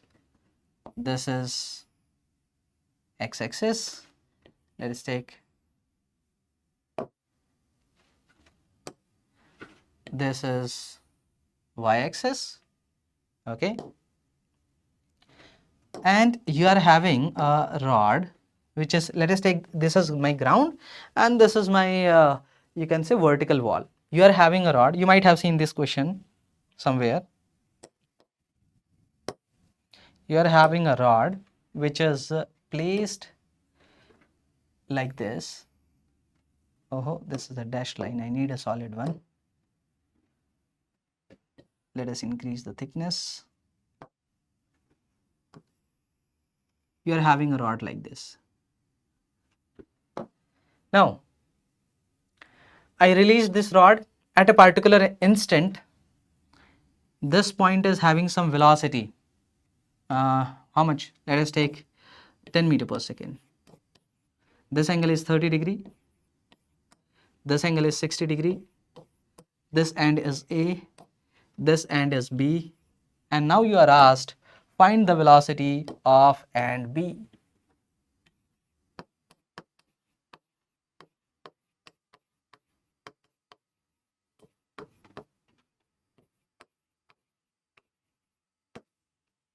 Now, the rigid body concept.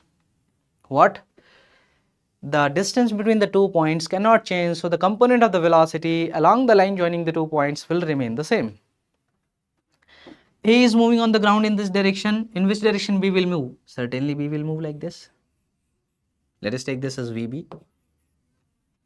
Now component along the line joining the 2 means here along the rod. So VB cos 60 has to be equal to component of this 10 meter per second along the rod. So this is 30, this is also 30. So that is my 10 cos 30. From there, I got my VB. So VB cos 60 is 1 by 2 is equal to 10 into cos 30 is root 3 by 2. So VB comes out to be 10 root 3 meter per second. I can ask you what is the angular velocity at this particular instant. Then you will observe and B, let us take with respect to A or A with respect to B, any of the thing. You will find the perpendicular velocity there, okay, and that particular velocity you will write as L omega, and from there you will get what is omega. Can you do that exercise? Okay, so do that and put your answer in comments. I'm asking so many things to put in the comments such that you solve all these things and understand the concept. So don't forget to put your answers in comments. I'll see how many of you are solving parallelly with me. Okay, now let us discuss about cross product of vectors. Two vectors A and B are there. Let us take A and B. The cross product of A and B is denoted by A cross B. Before this, in work energy power, we discussed about the dot product. Dot product was a scalar product. Cross product is a vector product. The result of the cross product is a vector. The result of a dot product was a scalar. Okay. So A cross B is the cross product of A and B. If I talk about the magnitude of this particular, just the magnitude of A cross B, that is magnitude of A into magnitude of B into sine of the angle between A and B. Dot product magnitude was AB cos theta. Cross product magnitude is AB sin theta. Now, how to find exactly A and B? Let us take my A vector is somewhat like AXI cap plus AYJ cap plus AZK cap, and my B vector is BXI cap plus BYJ cap plus BZK cap. It is like this. And now I have to find A cross B. So for that you need to draw matrix. Okay, write I, J, K like this. I am finding A cross B. So first write A. So this AX, AY, AZ. Then write B, BX, BY, BZ. Find the determinant of this. This is my A cross B. How to write it? When you are writing along the I cap first. Okay. So let's do.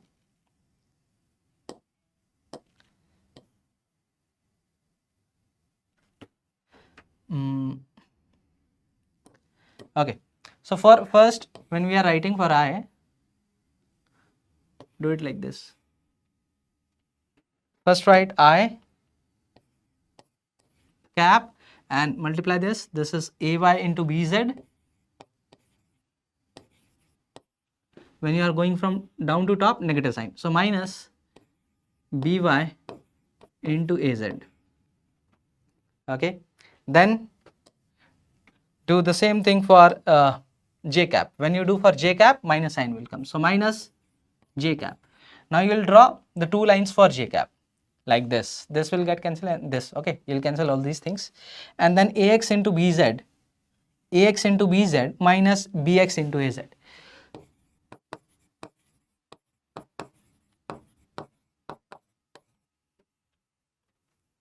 Then for K, so plus K cap. Draw lines like this. AX into BY minus BX into AY.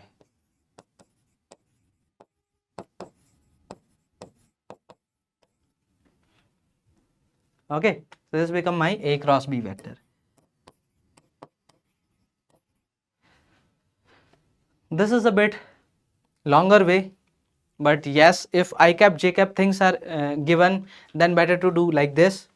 But if let us take only two of the I j is only there, okay, or let us take I k is only there, then you can separately also multiply and solve it. Okay, you can write like I cross j is my k. Okay, I cross j is my k, or you can remember it like circle, make a circle like this, I j k. I cross j is my k, k cross I is my j. Okay, similarly you can write, and if you move on the other way, k cross j if you do, that will become minus I, because I am moving anti-clockwise. J cross I will become my minus k, anti-clockwise direction. And direction of A cross B if you have to find. So let us take two vectors. One vector is, this is my A here, this is my B here, and you need to find the direction of A cross B. So first of all, open your hand like this in the direction of A. Cross means fold your fingers now in the direction of B, cross B. So in the direction when you are moving from A to B like this, the direction of thumb represent the A cross B. So here in this case the A cross B is out of the plane. If I do B cross A, that will become, I have to use, okay, I did my left hand, I did a mistake here. When I am doing A cross B, we need to use right hand, okay, I did a mistake. We need to use right hand. So when I am doing A cross B, so first open your fingers in the direction of A, then cross B means close your fingers in the direction of B, the direction of thumb. Here it is into the plane, so that is the direction of A cross B. If I do B cross A, so if I do B cross A will be out of the plane, opposite. So A cross B is basically negative of B cross A. Okay, so these are some of the fundamental things that we discussed. As I am saying that if let us take 2 is there, so let us take, it is asking you 2 I cap cross 3 j cap, let us take, then don't draw the matrix. 2 I cap cross 3 j cap, so I cross j is k, that will become 6 k cap, like that you can do. Okay, now let us discuss about torque. Now if I say you like what creates the translational motion, you will say some force is there, okay, that will give the translational motion. Now what will make the rotational motion? Now let us take, you have to rotate something. Now rotate something means rotate about some axis. You have to open a door, so door will rotate about its axis. So which thing is responsible for that, like which will define how much with how much greater angular velocity it will rotate? So which thing will define? Now there force will not only define that. Why so? Because let us take, if you are applying force at the axis itself, will the door open? No, the door will not open. If you apply force away from the axis but towards the axis only, that will also not rotate the door. You need to apply force away from the axis and perpendicular to the door, then what will happen? The door will be easily opened. Getting it? So what thing is responsible? The distance from the axis. Second thing was the force that you are applying. The third thing is the angle of the force. At what angle you are applying that. Okay, so the thing that composite, like all these things, that is my torque. That we denote with tau. Sorry, this is tau. Symbol is like this. Okay, this is my torque, and this torque is basically R cross F. We find torque about axis or about a point. Okay, so when we find torque about axis or about a point, we'll see the position vector where the force is acting. Okay, the force, how much the force is acting, and cross is there, it means the angle will also come into the picture, the angle between R and F. Let me show you. Let us take, this is my x-axis,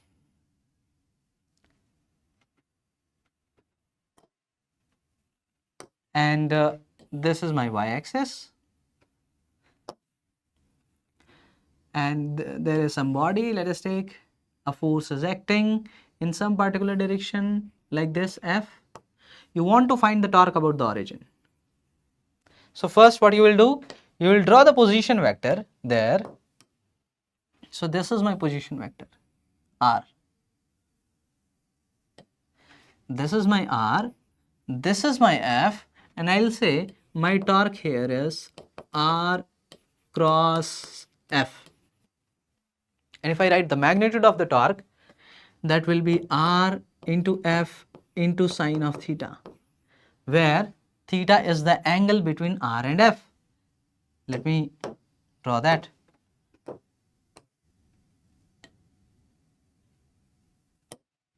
So where theta is the angle between R and F, this is the direction of R. So here, this is my theta, and this is R into F sine theta. What is F sine theta? The component of F along the direction of R will become F cos theta, and the perpendicular to it will become F sine theta. So this is F sine theta. Okay, so I can write this magnitude of torque as my R into F perpendicular. What it is? Why this arrow is there? Okay, anyways, so this is my R into F perpendicular. R into my F perpendicular, or other way also you can say, you can write this as R sine theta into F. R sine theta into F. What will be R sine theta?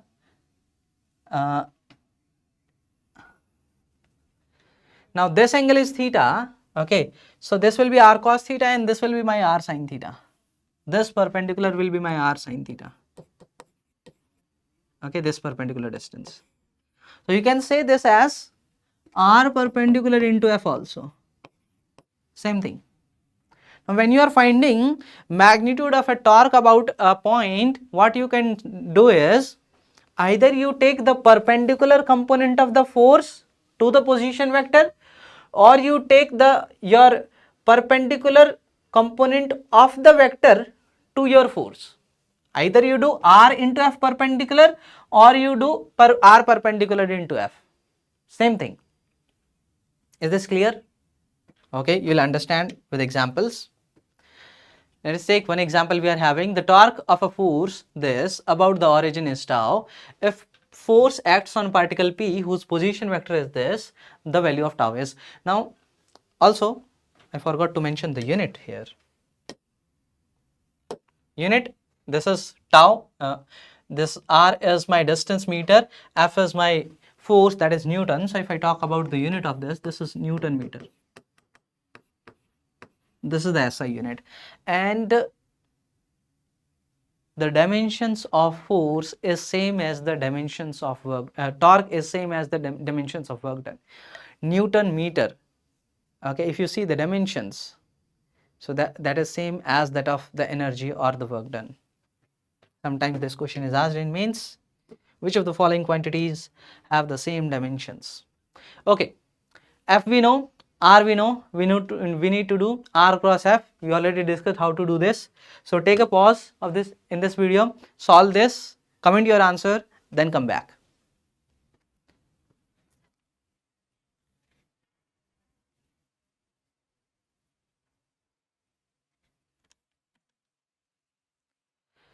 I hope you are back.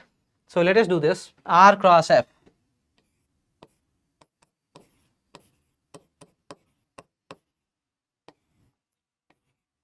I, J, K, okay, and then R was, position vector was this, so 2, 2, 1, write it, 2, 2, 1, F is, this is 5, 3, 7, so 5, 3 minus 7, 5, 3 minus 7, you have to be careful while finding the determinant, because it is very easy to do mistakes here. So I cap, first it will become 2 into minus 7 minus 14 minus in 3, then minus j cap 2 into minus 7 minus 14, okay, minus 14 minus 5, minus 14 minus 5, perfect. Then k cap, okay, k cap it will become 2 into 3 6 minus 5 into 2 10, so 6 minus 10. What it is now, this is minus 17 I cap, then minus 19 plus this minus is also there, okay, minus minus will become plus, so plus 19 j cap, and then this is minus 4 k cap. Let us see the options. Minus 17 I cap plus 19 j cap minus 4 k cap. C option is there, which is correct. Is this clear? Better to have a practice of this. You are seeing me solving this, but when you will solve this and find the determinant, you may get confused where I have to take negative, where I have to take positive. So do some question practice, at least 3-4 questions you should solve on this. Another question, a triangular plate is shown in the figure, force F is applied at point, the torque at point P with respect to O and Q is. So first we need to find with respect to O, and then we need to find with respect to Q. Now one way is either you do like take the perpendicular component of F and into R, like that also you can find the magnitude, and but it may be difficult here because this I cap j cap, this force is given as 4 I cap minus 3 j caps, so the angles might not be very easy to find. So what you can do is just find the position vector first. So when I am finding about O, so what is my position vector? This is my position vector, okay. So this is my position vector, that is my 10 cos 60 I cap, so 5 I cap, and 10 sin 60 5 root 3 j cap. So this is 5 I cap plus 5 root 3 j cap, this is my R, cross F. What is F? 4 I cap minus 3 j cap, cross 4 I cap minus 3 j cap. I'm not making matrix here because only I cap j cap is there, I can very easily solve it. 5 when you do I cap cross I cap, that will be 0, okay, cross product of parallel vector is 0. This is AB sin theta. If theta is 0 or 180, parallel or anti-parallel, that will be 0. So I cap cross I cap will become 0. I cap cross j cap will become k cap. Okay, so minus 15 k cap. Root 3 j cap into this j cap, that will become 0. So into this I cap we need to do. J cross I is minus k. So minus 20 root 3 k cap. So what it is? This is minus of 15 minus 20 root 3 k cap. Okay, this is about O. Now I need to write about Q. So about Q, when I am writing, this will be my position vector. How to write this position vector? So here this is not origin, okay. So x2 minus x1 I cap, y2 minus y1 j cap. X2, x of this is 5, yeah 5, and x1 of this is 10. So 5 minus 10, so that is minus 5 I cap, and j cap will remain the same. J cap x2, y2 is 5 root 3, y1 is 0. So plus 5 root 3 j cap cross 4 I cap minus 3 j cap. Okay, now when you will do this, I cap cross j cap, that will become k cap, minus minus 1 become plus. So this is plus 15 k cap, okay. Then j cross I, that is minus k, and it will become minus of 20 root 3 k cap.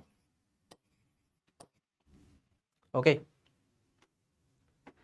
So minus 15 minus 20 root 3 and then 15 minus 20 root 3. D option is coming. One more thing here, k cap should be given because in the options if we see, if he is not saying k cap, it means he is asking just the magnitude. If he is asking just the magnitude, there is no meaning of C and D. This option if you see, magnitude, why this is negative only, magnitude is always positive. Okay, so that is not possible. So he should say this much k cap and this much k cap, like that. That is the answer. Okay. Now equilibrium of a rigid body. Till now we discussed equilibrium in Newton's laws of motion, and there the meaning of equilibrium was total force has to be 0, because we were discussing only the translational motion. But it is possible for a body to have total force to be 0 but not in equilibrium. How? How that is possible? Total force is 0 but still the body is not in equilibrium. Let me take a solid one, solid dashed line, solid line instead of dashed. Okay, let us take this as a bar. It is having one force F like this, one force F like this. It is in equilibrium or not? You may say total force is 0. Yes, total force is 0.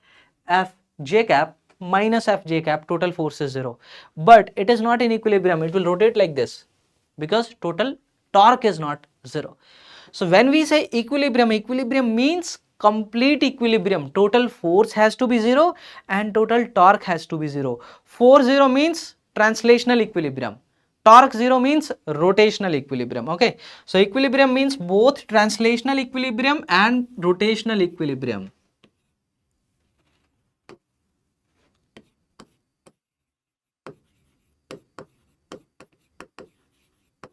Translational equilibrium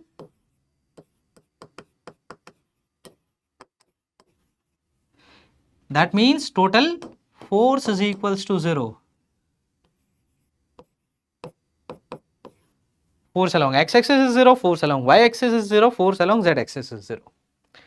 Next, the rotational equilibrium.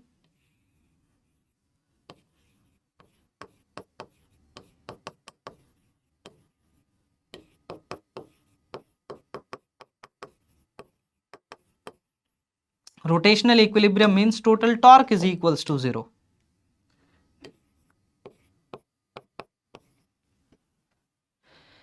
Both are vectors. Now total torque is equals to 0 means about which point? Any inertial point which is non-accelerating point. Okay, about that the total torque has to be 0. Let us do this question. What is that? A uniform cylinder of mass m, radius r is to be pulled over a step of height a by applying a force F at its center perpendicular to the plane through the axis of the cylinder on the edge of the step. The minimum value of F required is to pull it. So minimum I need to find. If I say maximum, any for like above a certain bar if you apply, it will go like this. Okay, it is moving. Minimum means it is just going to move. Currently it is at equilibrium condition. It is just about to move. It is at equilibrium condition now. So equilibrium condition means about this I can apply rotational equilibrium. Why I am applying about this? Because if you show the force is here, okay, one force is mg, another force is normal from the ground. Now when it is just going to lift, the normal from the ground will become 0. Another force will be normal from here. Okay, another force F is there. So when you are applying equilibrium, so better to be apply about this point, because there you need not consider the torque due to that normal reaction, because that torque is 0, that force is acting at that point only, so that torque will become 0.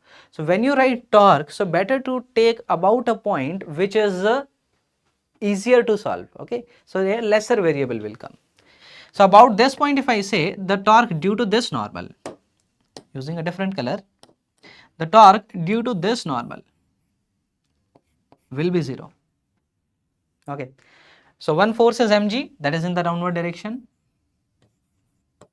When it is just about to lift, normal from the ground will become 0. Now I am applying rotational equilibrium about this point. Applying rotational equilibrium. Because it is just going to rotate. So just going to rotate means critically it is in equilibrium. So the torque here, mg is providing anti-clockwise direction, F is providing clockwise direction. So total anti-clockwise torque is equals to clockwise torque.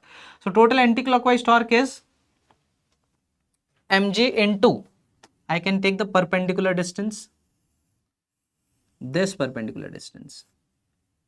Okay. Now how to find this perpendicular distance? Can we do that? Yes, we can do this. And that torque when you will find, and that torque is equal to your torque due to F. Now this F has to be minimum, it is mentioned. Yeah, where it is mentioned? By applying a force F at its center perpendicular to the plane through the axis. Okay, I hope it is just saying that by applying a force F at the center of perpendicular to the plane through the axis of the cylinder on the edge of the step. This angle is given to us. Okay, this angle. So I was reading it to get the angle only.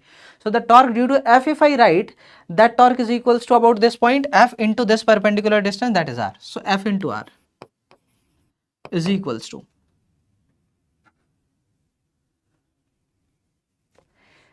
that is equals to the torque due to mg, that we need to find. So what is torque due to mg? I need this distance for that into mg. How much is that distance? How to find that distance? Now if you say this is A, so I'll say this is A. Okay, and this is my R minus A, because total is R. This is my R minus A.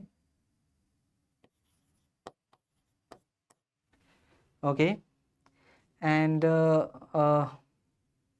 anything?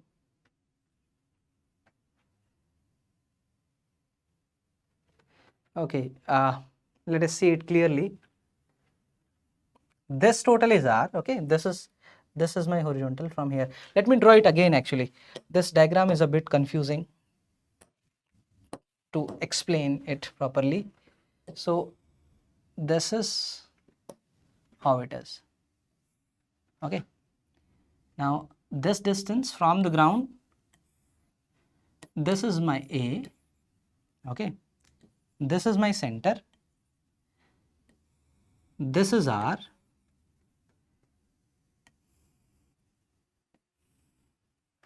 now this is very clear. This is my R minus A, this is R, this is right angle triangle. I need this. I was not able to see properly in this diagram because this was a bit messed up. It looks like R only, therefore I drew it again. Now I am asking you this distance. Now this is a right angle triangle, so how will you find this distance? This is root under hypotenuse square minus the perpendicular square. So root under R square minus R minus A square. Hypotenuse square minus perpendicular square. I got this distance. So this distance into my mg.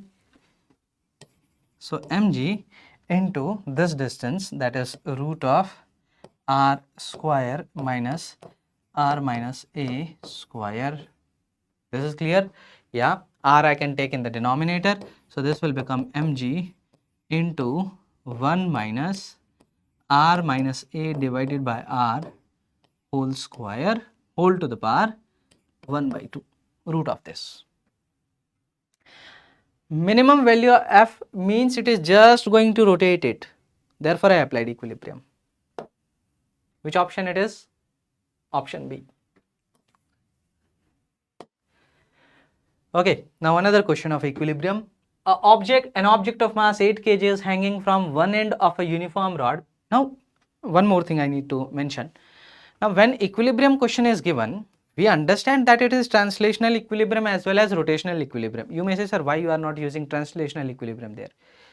Because I am getting answer from one equation only if I apply rotational equilibrium. If you try to apply translational equilibrium, there multiple variables will come in that. So you have to be smart which one you need to use there. Now here also, an object of mass 8 kg is hanging from one end of a uniform rod of mass 2 kg. Okay, mass of the rod is 2 kg.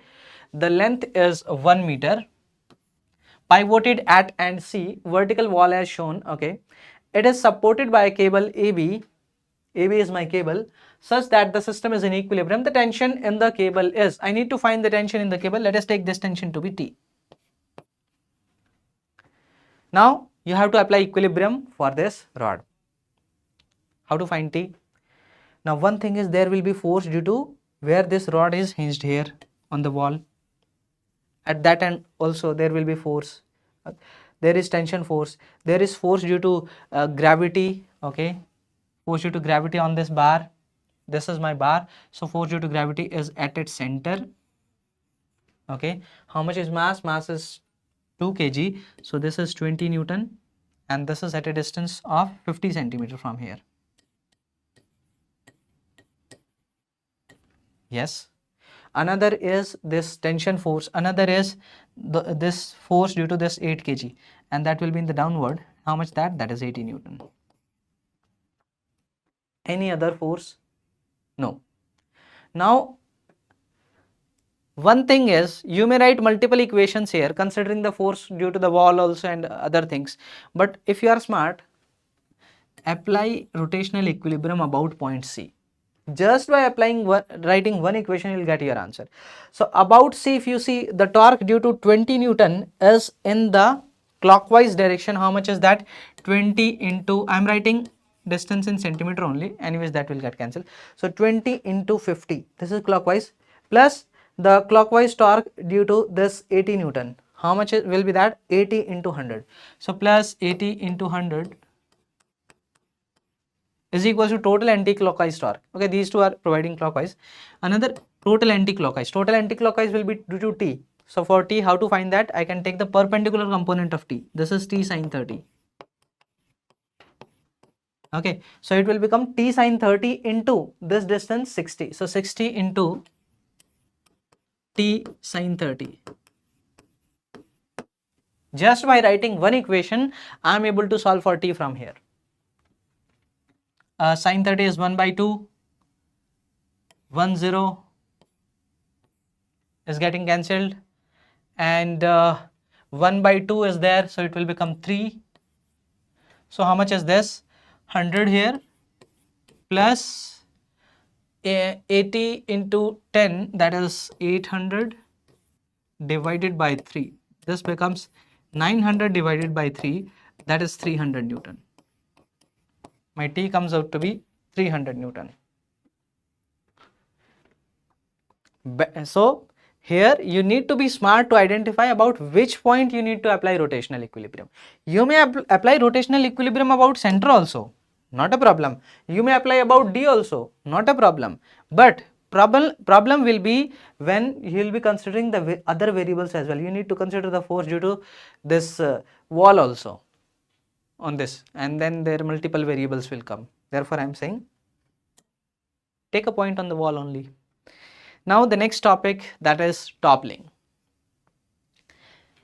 If in work energy power, in laws of motion, when I was asking you that draw the free body diagram of this, let's take a block is kept on the ground, and if I ask you draw a free body diagram of this block, okay, let us take some forces also acting. So you may say, sir, 1 mg, another normal, one force is acting here, okay, and then we let us take some friction is also there, and then we do everything. But the point is, where this n will act, where this mg will act, where f is acting, because here rotational thing is coming. Now if I ask you where n is acting, so you may say that due to ground, normal reaction is there on various points, but effectively when the block is kept, we show that normal reaction is acting at the center. Effectively, we show it like this. And mg is at the center of mass only, that we already discussed. And let us take F is somewhat at certain height from here. We can show it like this. Now, if F is there, the normal reaction may not be exactly at the center. Let us take the block is just going to topple. So what will happen? The normal reaction will shift. So this normal reaction need not be at center. It can shift. It can shift maybe somewhat here, such that this block will not topple. Okay, it will not topple.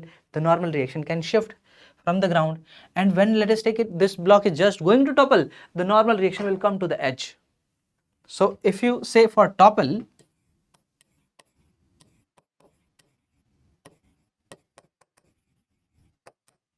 for toppling, if I show, let us take some force F is acting here. Mg force due to gravity will be at the center of mass only, but it is just going to topple. The normal will shift just at this end, and there may be some friction also. I don't know, I didn't mention that. There may be friction also. And for toppling, what I will do, about this end, if you ask me what is the minimum force F to topple it, about this end I'll apply rotational equilibrium, just about to topple, N is acting at that end. So normal torque due to normal will become 0, torque due to mg I'll consider, torque due to F I'll consider, and torque due to, if there is friction as well, that will also become 0 about the point where it is going to topple, about that.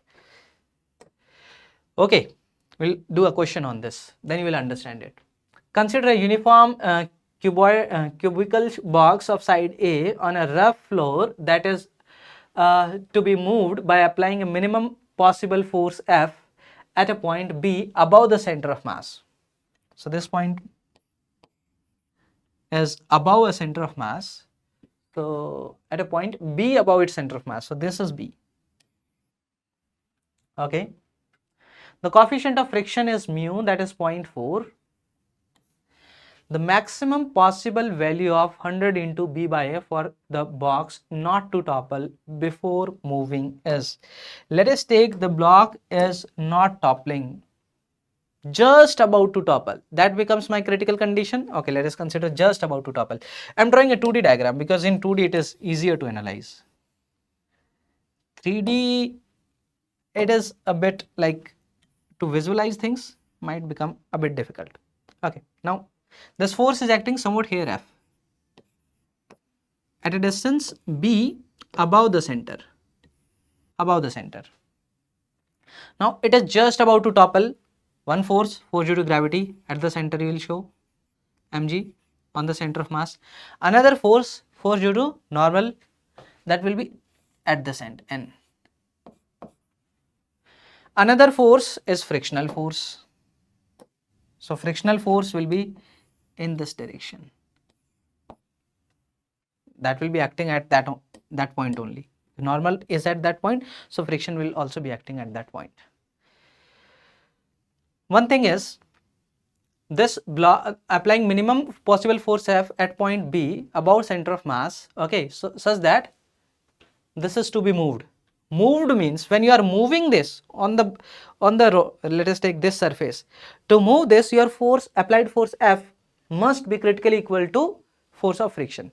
So if I say minimum F, so I'll say that it is equal to just my frictional force, that is mu mg, to move it, to just move it.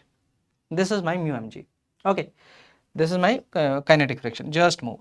So about this point I am applying rotational equilibrium. Why?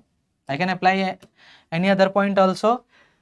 If I apply about this point, torque due to F is 0, torque due to N is 0. They are acting at that point. So analyzing will become easy. So about that point, if I write torque due to mg is anti-clockwise direction, what is that? Mg into, it is at center, so this distance is a by 2, half of the side, so a by 2, and this is equals to the clockwise torque due to F, so that is mu mg into n to this total distance. How much is this perpendicular total distance? This is a plus a by 2 plus b, yeah, a by 2 plus b, this I got. From here, mg got cancelled, and mu I can put as 0.4. Okay, let us do that. So this will become a by 2. So, or I'll say a is equals to 2 into mu, 2 into 0.4 is 0.8 into a by 2 plus b. Clear? There is no mistake, I hope so. Okay, writing it further.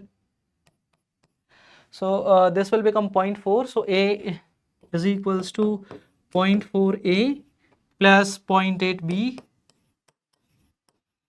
So this will become 0.6a is equals to 0.8b. So b by a, what? B by a, yeah. B by a comes out to be 3 by 4a. Sorry, b by a is 3 by 4. It means b is basically 3 by 4a. B is 3 by 4. Is it possible? This total is a by 2 only. It is b above. So b can be maximum a by 2, not above that. It is saying b as 3 by 4a. That is not possible. So it is not possible. I'll say b is maximum possible, that is a by 2 only. A by 2 only. So b by a becomes 1 by 2 and b by a into 100 comes out to be 50. So the answer is 50 for this. And if you take b by a as 3 by 4, it will come out to be 75, which will be incorrect. Okay, you have to see whether that is possible, because that is above the height of the block where you will apply the force in the air. That is not possible. Okay, now let us talk about moment of inertia. When in translational motion, if I ask you what is the inertia, mass is the inertia that provides the inertia to the motion. Okay, so we say F is equals to mass into acceleration. Now in rotational motion, the inertia is moment of inertia. Basically, moment of inertia provides the inertia to the rotation. Okay, because there depends how the mass distribution is there, and you can say where the axis of rotation is there. So multiple things it will depend upon, not only just the mass itself. Rotation depends upon multiple things. Okay, not only on the mass. Getting that? So when I say moment of inertia, let us take I'm having this as my axis about which I am going to rotate, and there are on a system here, these are my masses. Let us take m1, m2, this is m3, m4, m5, m6.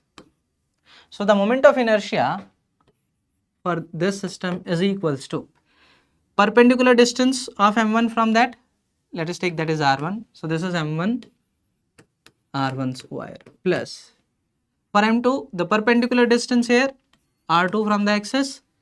So m2 into r2 square plus for m3 perpendicular distance similarly. Okay, so m3 r3 square till m6 r6 square. Okay, so this I'll say this becomes my moment of inertia for this system. These point masses are there. Okay, I need to consider the perpendicular distance from the axis. Here, this is my perpendicular distance from the axis r6. This is my r5. This was my r4. Okay, like that. Like that, you have to draw the perpendicular distance for each point mass from the axis, and the moment of inertia will become sum of m1 r1 square plus m2 r2 square plus m3 r3 square plus m4 r4 square, like that. Sum up all, that will become the total moment of inertia, this I, and this we call as moment of inertia.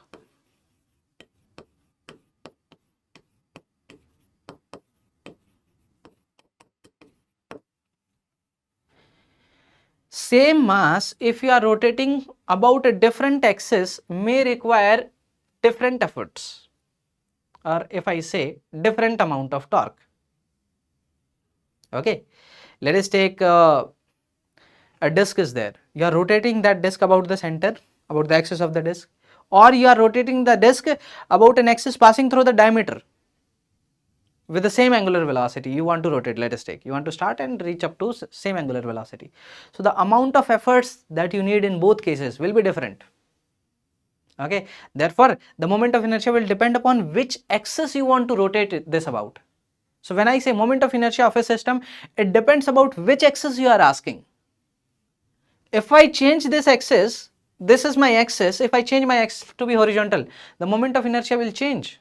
Okay, the moment of inertia will change. So moment of inertia always depend upon the axis. Whenever moment of inertia is asked, they'll mention find moment of inertia about this axis, find moment of inertia about this axis. Axis will always be mentioned very clearly in this question, in question of moment of inertia. We have this question here. This was asked in JEE Mains 2024. Very simple question. 4 particles, each of mass 1 kg, are placed at 4 corners of square of side 2 meter. Okay. Moment of inertia of the system about an axis perpendicular to the plane and passing through one of its vertex. One of this vertex means, let us take here. About this I want to rotate. So from this axis, I will find first the perpendicular mass, perpendicular distance of each mass. How much is this? Side of the square is 2. So this is 2. How much is this? This is 2. And how much is this? This is 2 root 2. So when I'll write moment of inertia I here, let me write properly. Okay, so I'll write due to all the 4 masses. Let us take, this is my 1, this is 2, this is 3, this is 4. Now mass 1 is on the axis, perpendicular distance is 0. Moment, when you will say m1, that is that mass. How much is that? Each mass is 1 kg, na? Yeah, 1 kg. So 1 into 0 square, that is 0, plus m2, 1 into the perpendicular distance square, 2 square, 4, plus 3, mass is 1, perpendicular distance square, 2 root 2 square is 8, plus m4, mass is 1, perpendicular distance square, 2 square, 4. How much it is? 8 plus 8, 16. So the answer is 16 kg meter square. Moment of inertia questions are very much asked in JEE Mains. So if you don't want to learn anything from this chapter, at least learn this particular topic, that is moment of inertia. Very, very important. Questions are asked, like if you see in each attempt, if I see moment of inertia questions are asked. You may not get questions from other parts, but moment of inertia you will get. Now, a massless equilateral triangle EFG of side A as shown in figure has 3 particles, mass M situated at the vertex. The moment of inertia of the system about line EX, about this line, okay, perpendicular to EG. Yeah, this is perpendicular to EG, and this is given as n by ma square. What is the value of n? We need to find. Now, what is the mass? Mass is m. What is the perpendicular distance of this mass? This distance. How much is this? Half of this A, because this is an equilateral triangle. So this is A by 2. What is the perpendicular distance of this mass from this axis? 0. This is on the axis. What is for this mass? This is A only.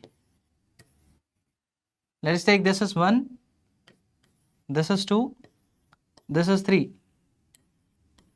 Moment of inertia will be m1 into a1 square plus m2 into a2 square plus m3 or r square or a3, anything. So m3 m into a3, that is a square. So how much it is now? This is 1 by 4 plus 1, this is 5 by 4 ma square, and this is given as n by 20 ma square. So n comes out to be 25.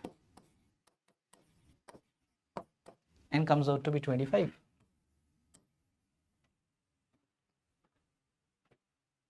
Is this clear? Moment of inertia of uniform rigid bodies. So let us take, we are having uniform mass distribution. Till now we were taking point masses. Now if uniform mass distribution is there, so any body is there, let us take somewhat like this. I want to find moment of inertia about this axis. I'm going to rotate it like this. Now, if I ask you what is the moment of inertia, you'll say, we'll take any mass small m, let us take this as m1. The perpendicular distance is r1. So m1 into r1 square plus another mass m2, another mass m3, like this. I'll keep on continuously summing it like this. So continuous summation will become my integration. So it will be integration of r square into a point mass I'm considering there whose mass is dm. This becomes my moment of inertia. Okay, integration of r square dm.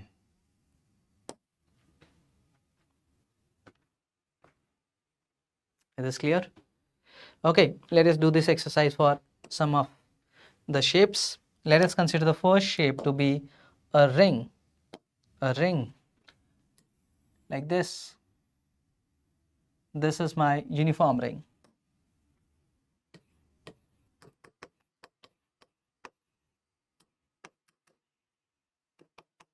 I am finding the moment of inertia of the uniform ring about an axis, this, perpendicular to the plane. If I draw the side view of this, it will appear, this is my ring, and moment of inertia about this axis passing through the center, perpendicular to this. Okay, so if you consider any mass, let us take dm here. What is the distance? R. If you consider another mass dm, what is the distance? R. So all the masses are at a distance r only. So when you write I, moment of inertia, this is integration of r square dm. Here the distance is constant. I'll take that out. So this will become mr square. Integration of dm is m. So moment of inertia becomes mr about an axis perpendicular to the plane of the ring. Okay. Now if I consider a uniform, let us take uniform disk. Okay. Let us consider uniform disk here.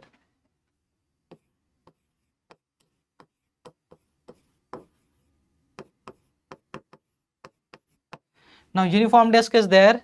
So uniform disk you can consider like so many infinite number of rings are there. I am finding moment of inertia about this axis only. Okay, about that. So what I'll do, this is made up of so many infinite number of rings like this. One of the rings I'll find there. I'll consider the moment of inertia due to that, integrate to find the total moment of inertia. Okay. So at a distance, let us take r from here. I'm considering one of the ring whose thickness will be dr. Thickness of the ring will be there. Okay. That thickness I'm considering as dr. So if I write the moment of inertia of that as di will be equals to dm into r square, because for ring the formula is mr square. So m of this ring I am considering at dm into r square. What is dm? Now mass is distributed on the surface, so it will become dm will be mass per unit area into the area. Mass per unit area into the area dA. What is dA? Flatten this ring like a strip. The length of that strip will be circumference. The thickness of that strip will be dr. So dA will become 2 pi r dr. Sigma is mass per unit area. Everything is fine. Pi got cancelled. So this becomes 2m r by r square dr. 2m r by r square dr. Okay, everything is fine. Now let us put dm there.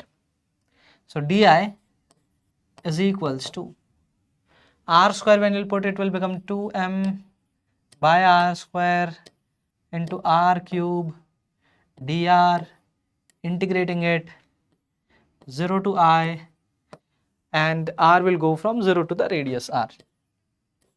So this comes out to be m r square by 2, because integration of r cube will become r to the power 4 by 4. So 1 by 4 into 2, it will become 1 by 2, m r square by 2.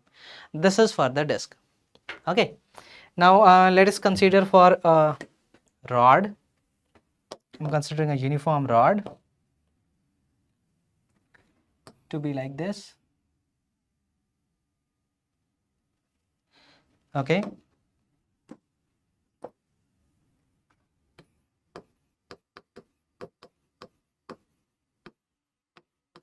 And I am finding moment of inertia about the center. Let me draw a dotted line. I am finding moment of inertia about the center. About the center means this line. So it is rotating like this. Mass is m, length is l.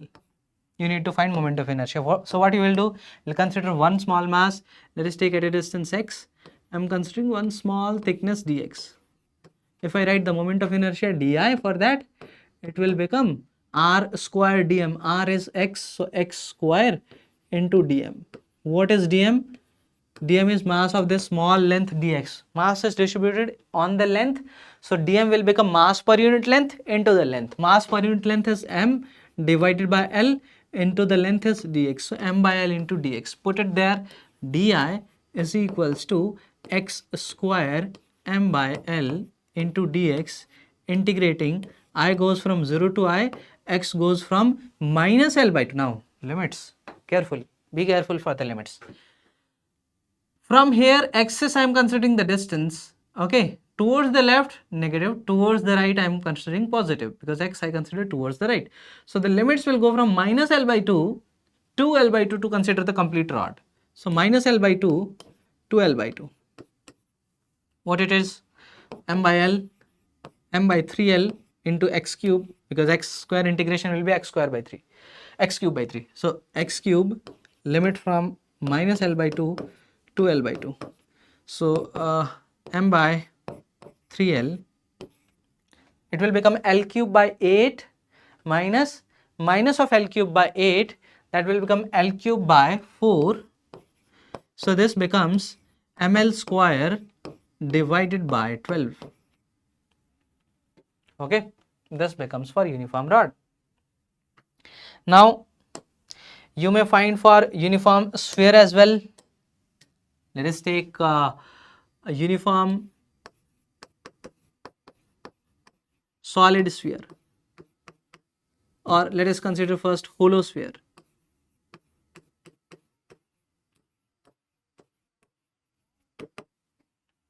Now for uniform hollow sphere, how will you find? You will consider the sphere to be made up of so many rings. This is my hollow sphere. You will consider so many rings it is made up of. You will find the moment of inertia of each ring by using the formula dm into r square, and you integrate it for the complete. And this will come out to be 2 by 3 into mr square. 2 by 3 mr square. M is mass, r is the radius. Okay, and if you do the exercise for solid sphere, uniform solid sphere,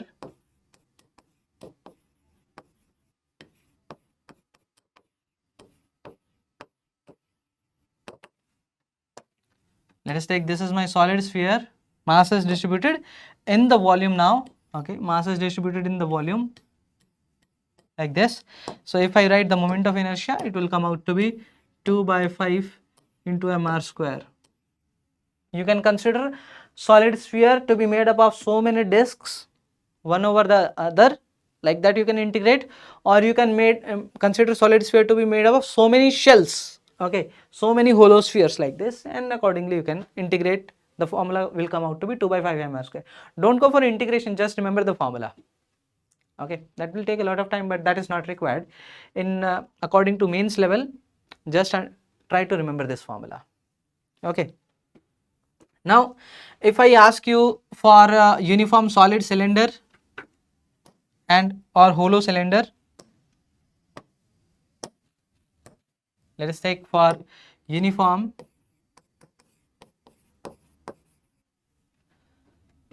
here, the moment of inertia I found was about the axis.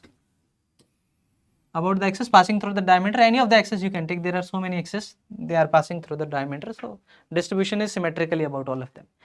Now uniform hollow cylinder, about its axis.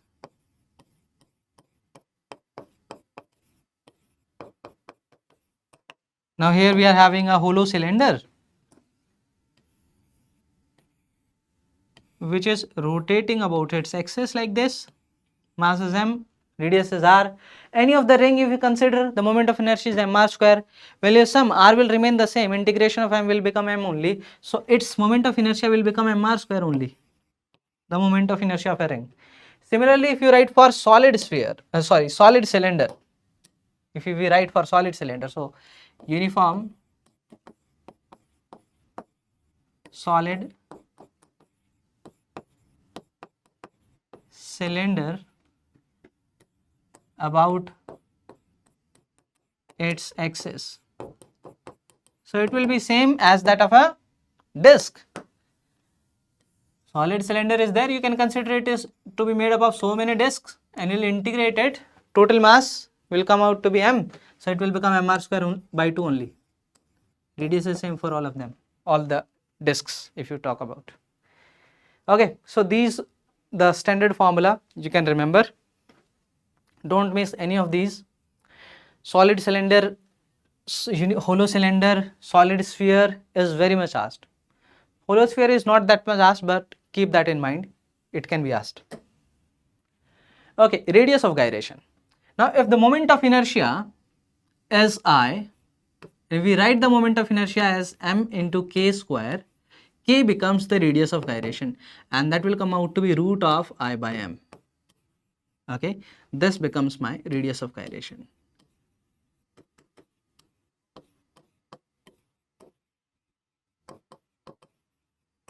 What is the unit?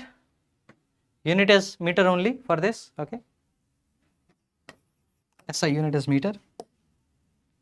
Okay, perpendicular axis theorem.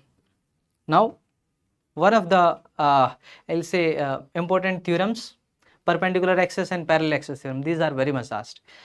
So perpendicular axis theorem is applicable only for 2D bodies, plane bodies I'll say, or laminar sheet kind of things. Okay, this is only applicable for 2D bodies.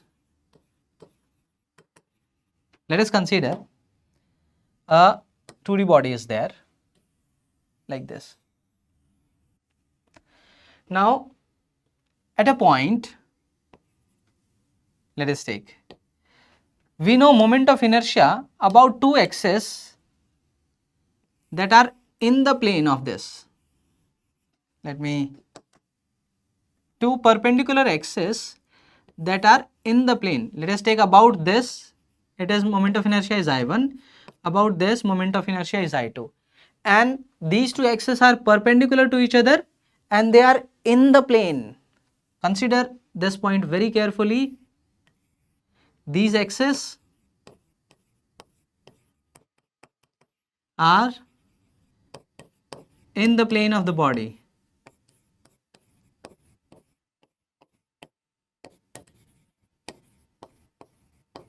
Okay, so the moment of inertia about an axis perpendicular to the plane about that point, here let us take is my I z, or you may say I3, anything. Okay, this IZ is the sum of these two. IZ is I1 plus I2.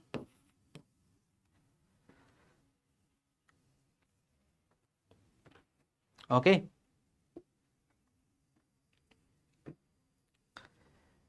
If I ask you, let us use it. This is a ring, and I am asking you, find the moment of inertia about an axis which is along the diameter passing through the center in the plane of the ring. Find the moment of inertia. I know moment of inertia about this which is perpendicular to it, that is mr square, but about this is a ring. Okay, now about this is I, then from symmetricity I can say about this is also I, isn't it? Yes, that is also I, and this IZ is sum of these two because these are two at 90 degree. So my IZ is equals to 2I. What is IZ? IZ is mr square. So this is 2I. So I comes out to be mr square by 2. So the moment of inertia of a ring about an axis passing through the diameter is mr square by 2. Getting it? Same thing. I'm asking you for a disk. Let us take now, this is a disk. I'm asking you what is the moment of inertia about this axis.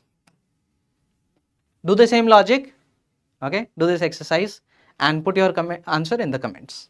I'll see how many of you are understanding. Now, parallel axis theorem.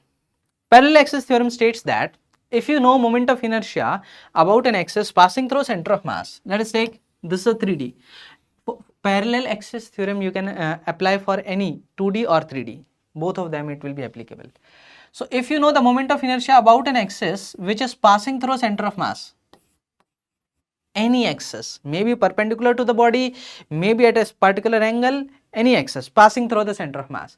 So, the moment of inertia about any other axis which is parallel to that axis at a distance d, let's take this was my ICM, let me write ICM, okay. So, the moment of inertia about this other axis I will be equal to ICM plus m into d square. You can derive this also, but I am not going into derivation for now. So, I is equals to ICM plus m into d square. These two has to be parallel. They may be you can say at a particular angle with the body, or let us take body is 3D. So, anything 2D or 3D, always they will be applicable. So, what it tells you? It tells us that moment of inertia about an axis passing through center of mass will be minimum, isn't it? As we move away from the center of mass, the moment of inertia will keep on increasing. Yeah. Now, question to you. Let us take this is a ring. I ask you what is the moment of inertia about this point? Perpendicular. When I am saying this point means about an axis perpendicular to the plane. What is I? So, you may say we know about the center, and what is that? ICM mr square. So, about this I have to find, I will use parallel because these two are parallel. So, I will be equals to ICM plus m into d square. D is r only. So, this becomes 2mr square. Okay. Or if I ask you, this is the ring. What is the moment of inertia about this axis?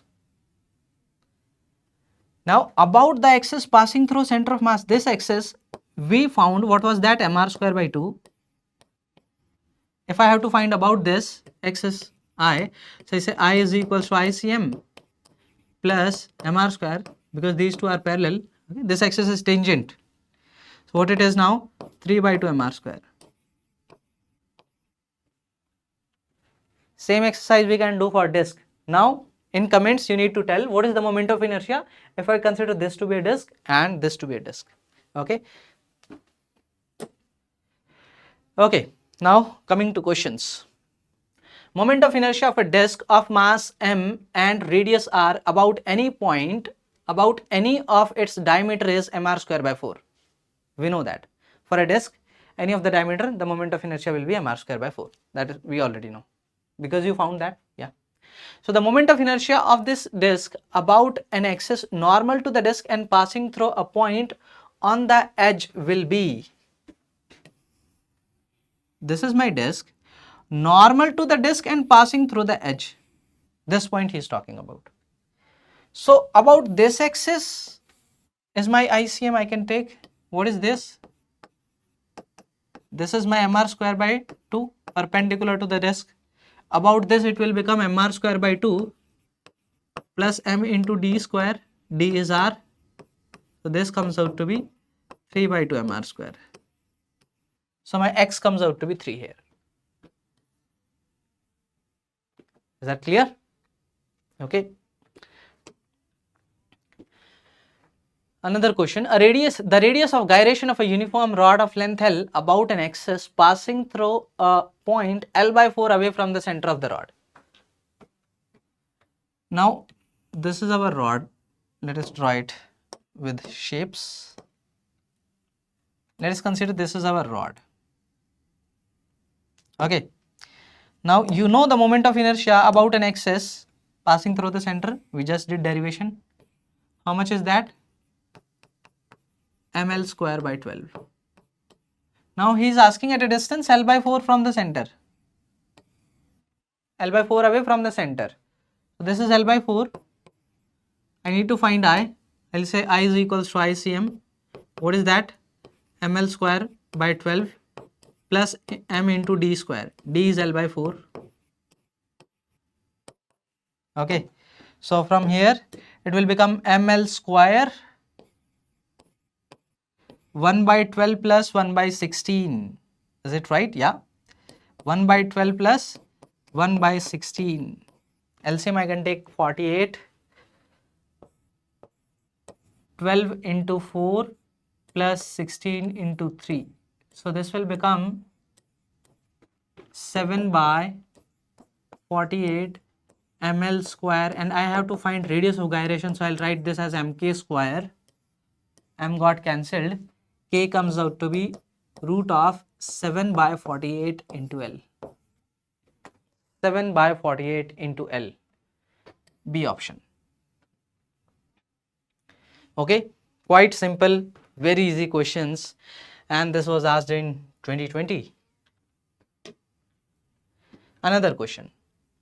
Two identical spherical balls of mass m and radius r, each are stuck on two ends of a rod of length 2r. Okay, here radius is r, here radius is r, and these are spherical balls, means understood they are solid spheres. The length of this rod is 2r. Okay, length of this rod is 2r means this 2r length need to be till here. Till here. This is 2r. Okay, because after that here also it is r. From here to here also it is r. Okay, the moment of inertia of the system about an axis perpendicular passing perpendicularly through the center of the rod is about this. What is the mass of the rod? M. Length is 2r. Here mass is m, radius is r. Yeah, here mass is m, radius is r. So let us write for rod first. Okay, so when we are writing moment of inertia, one thing, when you are writing moment of inertia for composite bodies, so individually you can take moment of inertia and add. So about this axis, when I am finding moment of inertia, find moment of inertia for rod plus for this sphere plus for this sphere. So for this rod, if I write, what is that? M into L square by 12, because it is at center, L is 2r, so 2r square by 12 plus, due to this sphere. About this axis, if I talk about, it is 2 by 5 mr square, because this is solid sphere, so 2 by 5 mr square plus m into d square. How much is this d? This is r plus r, 2r. So this will become 2 by 5 mr square plus m into d is 2r. So 2r square is 4r square. So what it will become?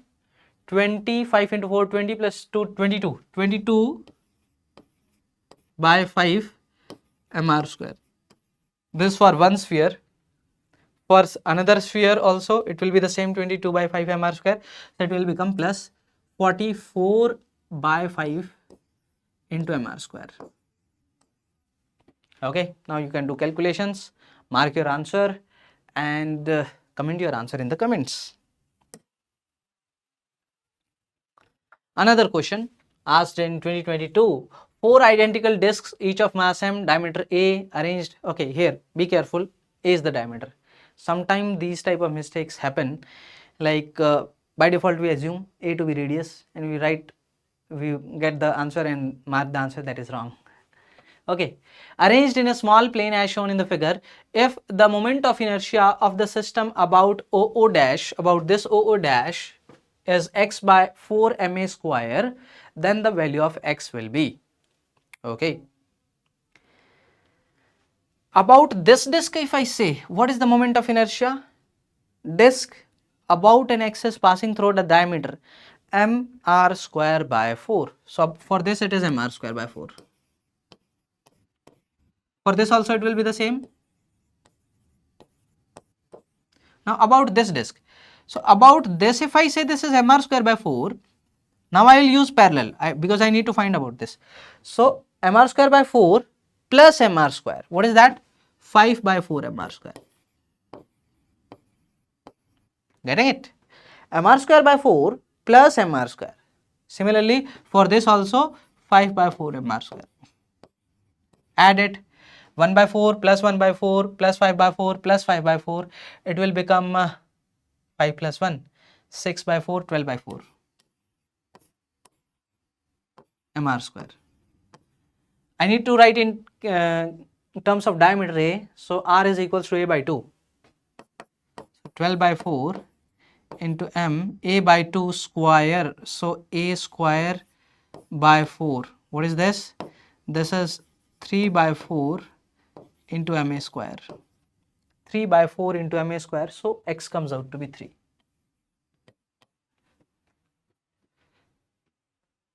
Is that clear? Okay. Questions are very easy, isn't it? Now moving to next part, and let us discuss dynamics of rotational motion about a fixed axis. So body is there that is rotating about a fixed axis like this. Let us find how much is work done by torque. Now if I take a point here, some force will be acting on that point. Okay, some force. So that force will have two components. One is my tangential component, another my radial component. So let us take tangential is F into A tangential, F into T I am saying. I am just writing the tangential component. Why? Because that only will have some work. Because when I am writing work due to this, I will say work done, my dW is equals to F dot dr. This is how we write dW is equals to F dot dr. Okay, isn't it? So dW is my F dot dr.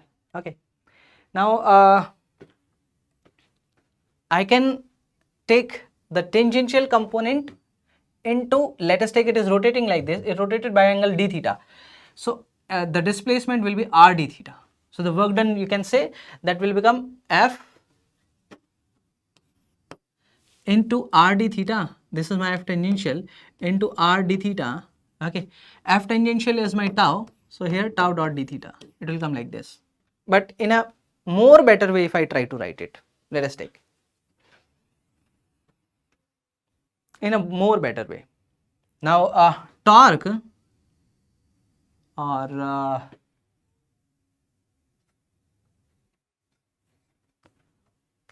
yeah, okay, let us write it. F dot dr it is. Okay, now I am writing this as F dot. What is dr? Dr is the displacement in this direction. It is moving in circle like this. It is rotating about a fixed axis. This is my displacement, small displacement dr. And my d theta, when it is rotated by d theta is up along the axis. Okay, so d theta cross r is dr. D theta cross r or everything is fine. Yeah. So d theta cross r is my dr.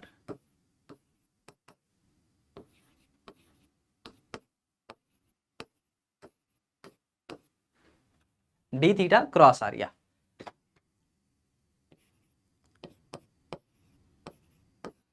Okay, or I can write this as d theta.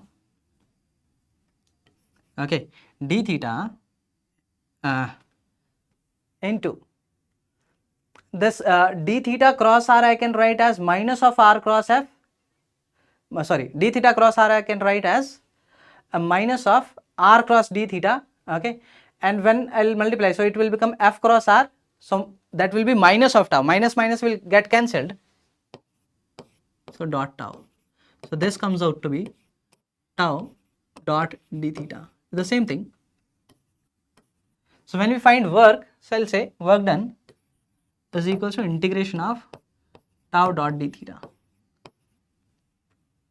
Okay, let us take theta changes from theta 1 to theta 2. You can put the limits and you can find the torque, find the work done there.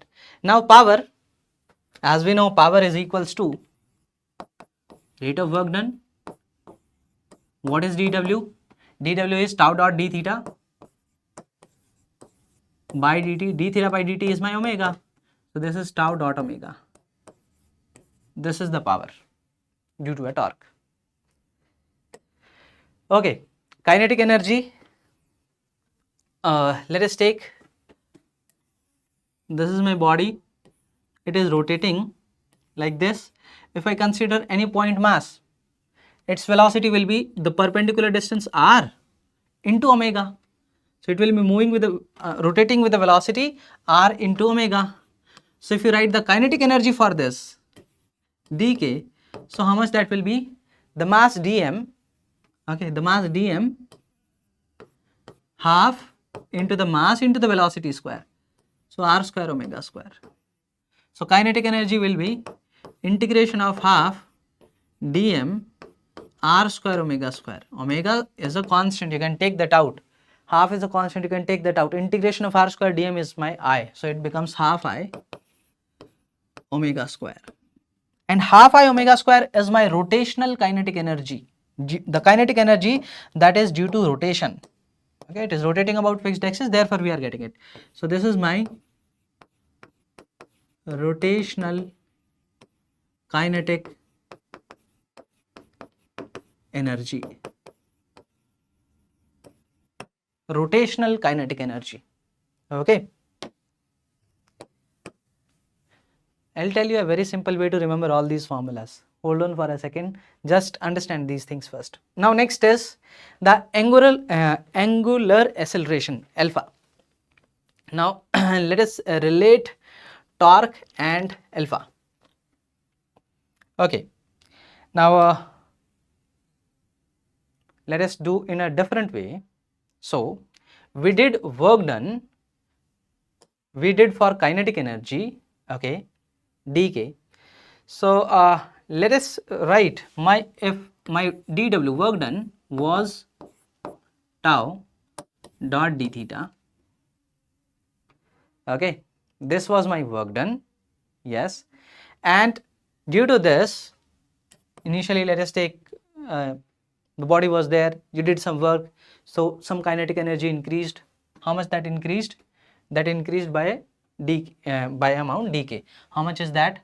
dk, I'll say this is my half I omega square, or dk if I write from here in terms of my omega. Okay, let me write. My kinetic energy is half I omega square. Moment of inertia of the body is I. Okay, so if it let us take some energy is given, the kinetic energy changed by dk, how much that will be? K is half I omega square. Let us take omega is changing now. Okay, my variable is not I in that particular case. I is constant. For a body I am talking about. Some amount of work is done, due to which the kinetic energy changed by dk, differentiated, so it will become half I 2 omega d omega.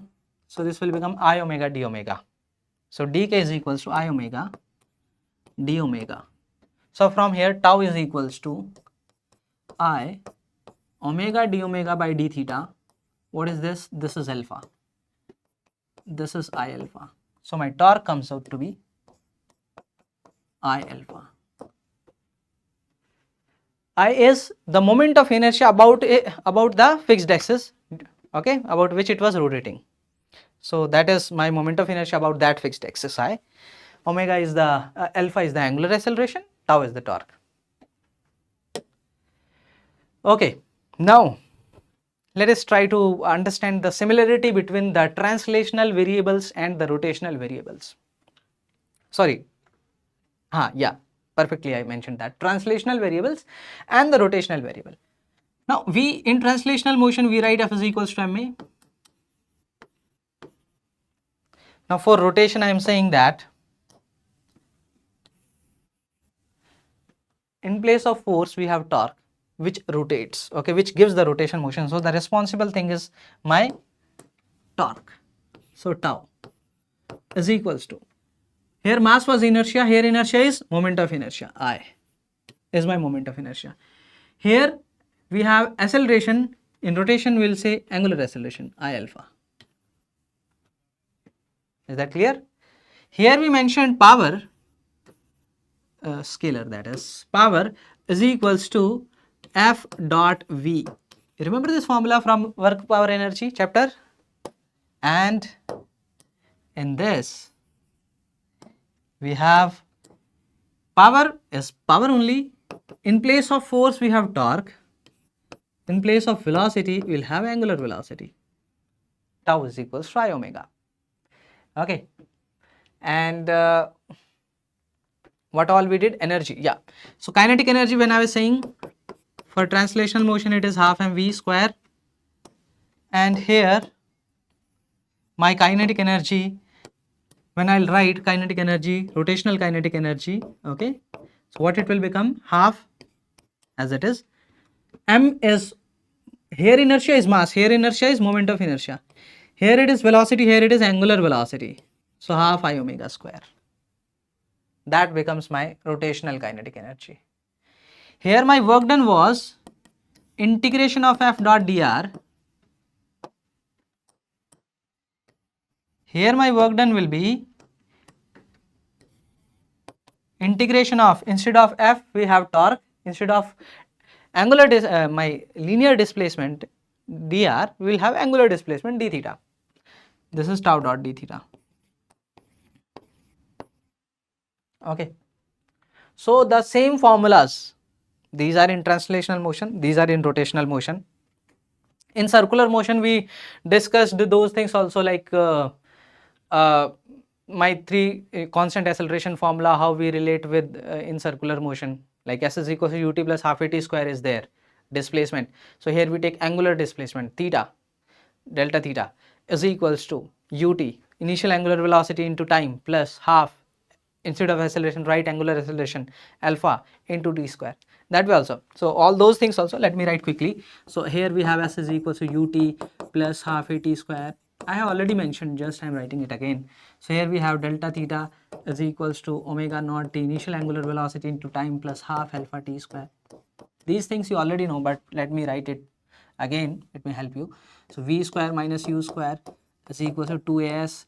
So this is omega final square minus omega naught square is equal to 2 into delta theta into alpha. Okay, s is my delta theta, in place of s linear displacement we will take their angular displacement. We have v is equals to u plus at. So here we have my omega final is equals to omega initial plus alpha into t. This is for alpha is equals to constant.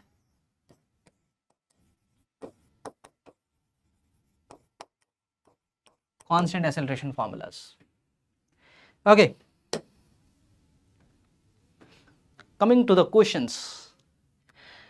Now we are having a question here. Seems to be a bit difficult, but trust me, it is very easy. As shown in the figure, a bob of mass m is tied by a massless string whose end portion is wound on a flywheel of disc of radius r and mass m. When released from rest, the bob starts falling vertically. When it has covered a distance a distance of h, the angular speed of the wheel will be. Now there are multiple ways to do it. One of the simplest way I will tell you. If it is having an angular velocity omega at that particular instant, so what will be the velocity of this? From string constraint I can say the velocity has to be r omega. The velocity of this mass has to be r omega. The radius there, let us take as capital R, r into omega will be the velocity of this. Initially it was at rest, everything was at rest, it descended by a height h. What is the decrease in potential energy? mgh. Decrease in potential energy is equals to increase in the total kinetic energy of the system, isn't it? Why so? Because here my only conservative force is acting, that is gravity, there is no loss, okay. So my total mechanical energy initial finally will be conserved. So whatever is the initial mechanical, that is my final mechanical. So decrease in potential energy will go for increase in the kinetic energy. Decrease in potential is mgh. Increase in kinetic, so for kinetic I need to consider the kinetic of this as well as the kinetic of this. This first I am saying, what is this? This is a disc or what? Flywheel. This is a disc. Okay, disc is rotating only about its center. So when I write the kinetic energy, half into I is about this axis it is rotating. Okay, so m r square by 2, half into I into omega square. This is the kinetic energy of the disk. Kinetic energy of this mass is half mv square. So plus half m into v. V is my r omega. So r square omega square. Getting it? From single equation I am able to write it. M got cancelled. Okay, and this will become what? 1 by 4 plus 1 by 2, that is 3 by 4. So 3 by 4 r square omega square is equals to gh. So omega is equals to root of 4 gh by 3 into, yeah, that will be my, yeah, what I need the speed. So wait a minute, let me write properly only. If I see speed is my r omega, okay, speed is my r omega, what I need when it is covered a distance h, the angular speed, okay, it is asking for omega only it is asking, yeah. So the angular speed omega, that will come out to be 4 gh by 3 root of this and 1 by r square. Not 1 by r square, 1 by r square will be in the root, okay, when it will come out it will become 1 by r, yeah, okay. So D is coming out to be the correct option. So just by writing one equation I am able to solve it. Otherwise the longer way would be, see the tension force, write its acceleration, okay, like its angular acceleration and its acceleration, relate them, write the 3-4 equations, then you solve, and then accordingly you relate how much is the acceleration, the distance you know, then velocity you can find, from velocity you will get omega there. That will be a way longer method. Another question, a thin uniform rod of length 2m, cross section area A, density D is rotated about an axis passing through the center and perpendicular to its length. The angular velocity is omega. If omega in terms of rotational kinetic energy is this, then the value of alpha is, okay. What is the rotational kinetic energy? Half I omega square.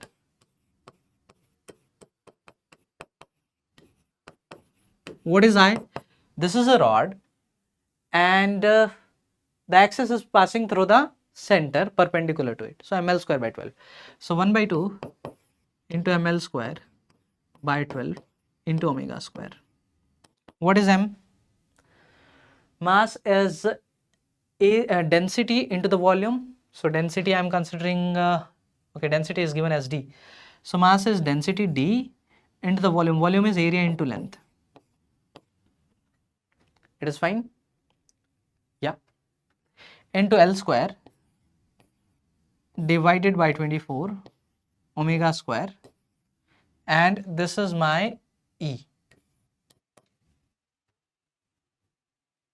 What is L? L is given as 2. So 2 cube is 8. 8 into 3. Omega, or what I need to write? Omega, yeah. So omega if I write, that will come out to be root of 3e divided by d into a. That's all. Yeah. So alpha comes out to be 3.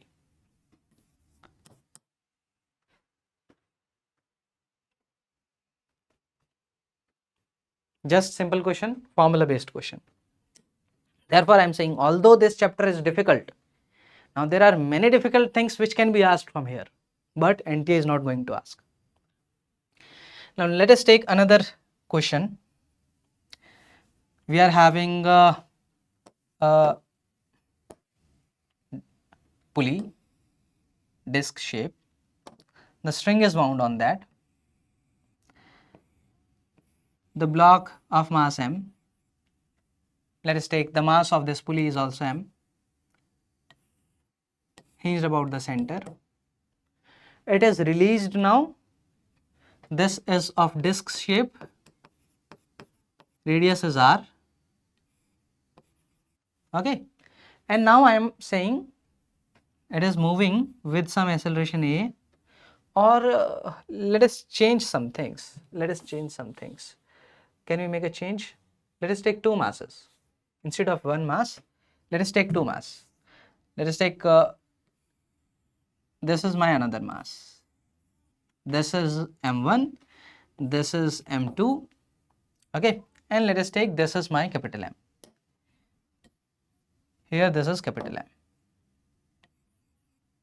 Okay, it is hinged from the center, okay, it is rotating. Let us take it is moving with some acceleration, it will moving up with an acceleration, and the question is find A.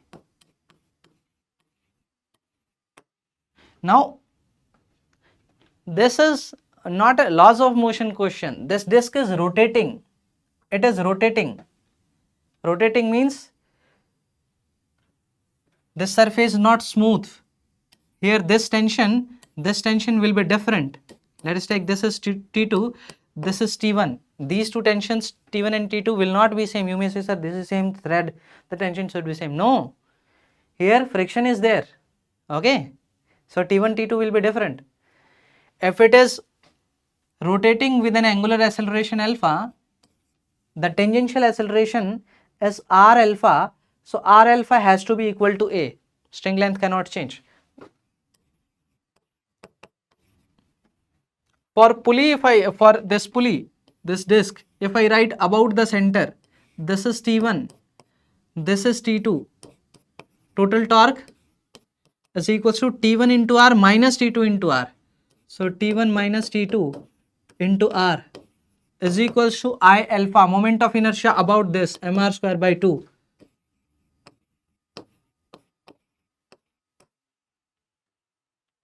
For this mass, if I write upper tension T2, lower force due to gravity m2g, it is moving up with an acceleration A. So T2 minus m2g is equals to m2 into A. For this mass, it's moving down, downward force is m1g. So m1g minus T1 is equals to m1 into A. How many equations? 1, 2, 3, 4. How many variables? 1, 2, 3, 4. 4 variables, 4 equations we can find from here. Okay, this is how you have to analyze here. Getting it? Okay, great.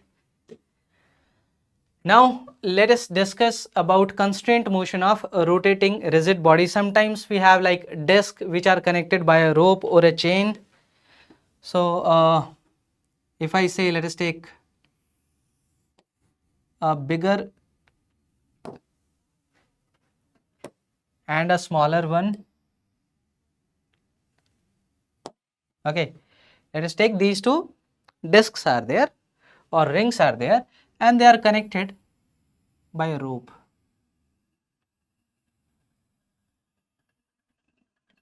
Like in a bicycle, we have the front disc which is of bigger shape and we have the, you can say, the other disc which is of smaller shape.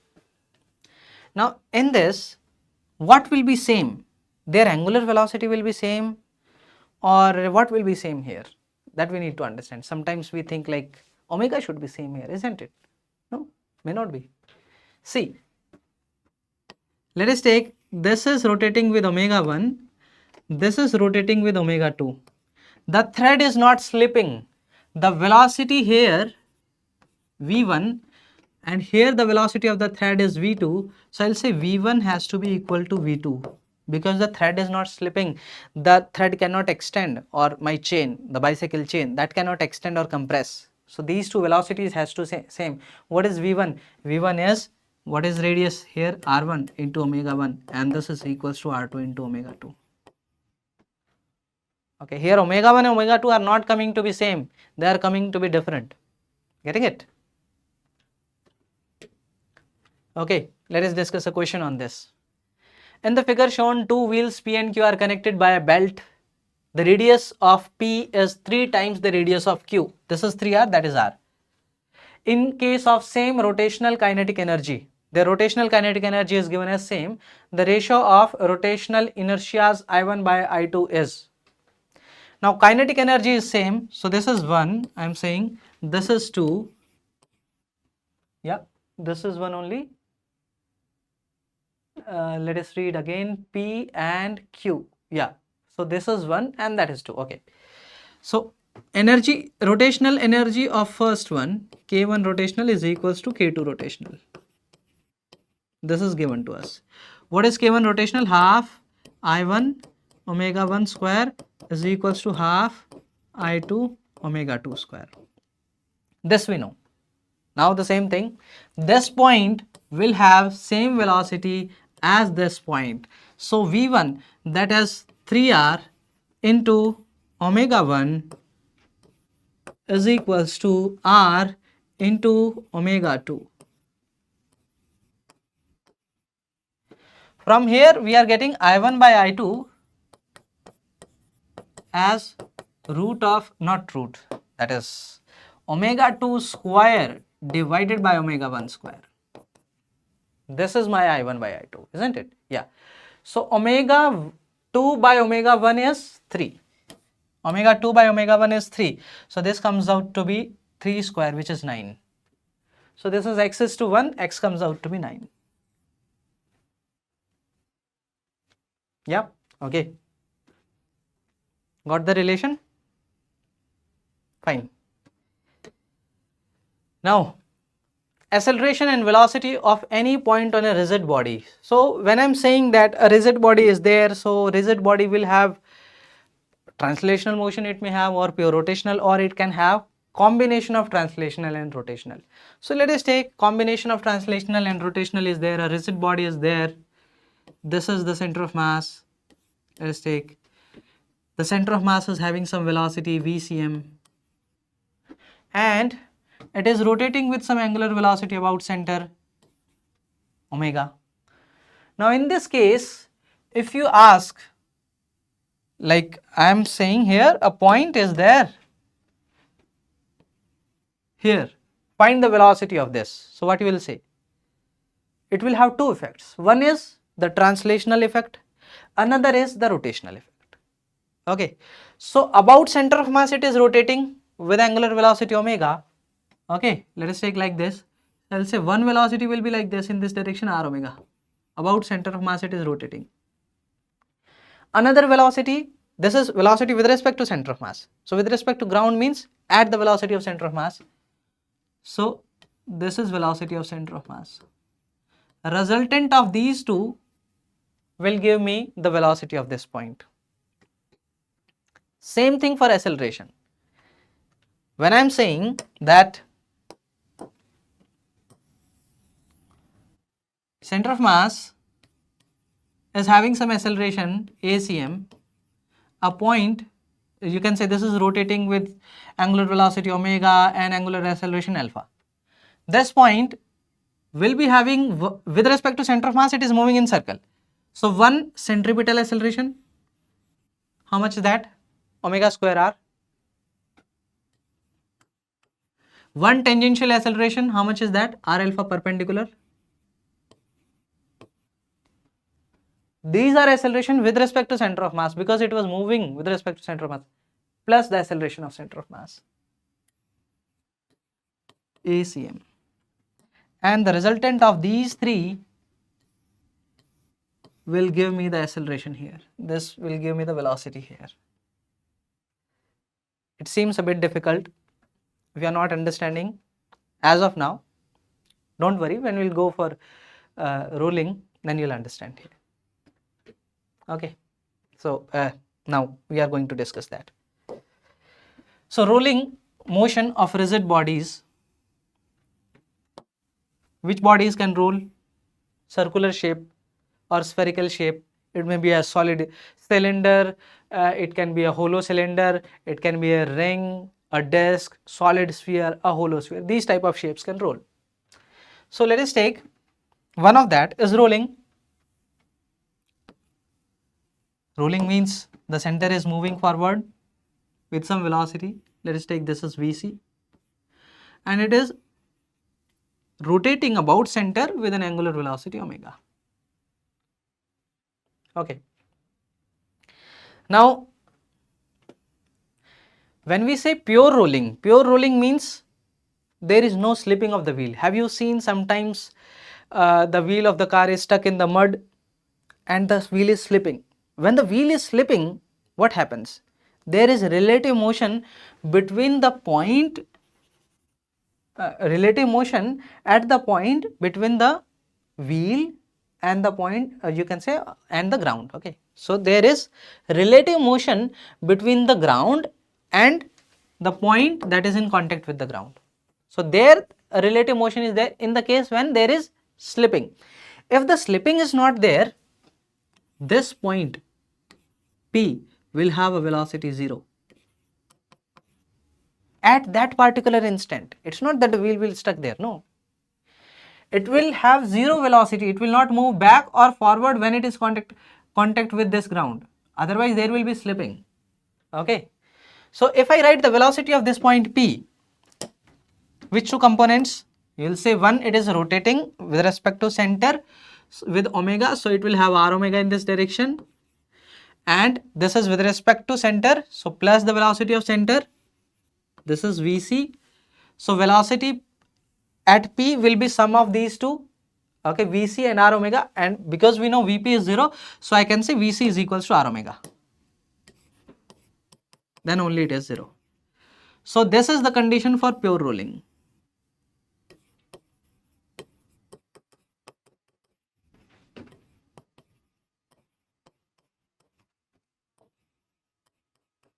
Pure rolling means no slipping.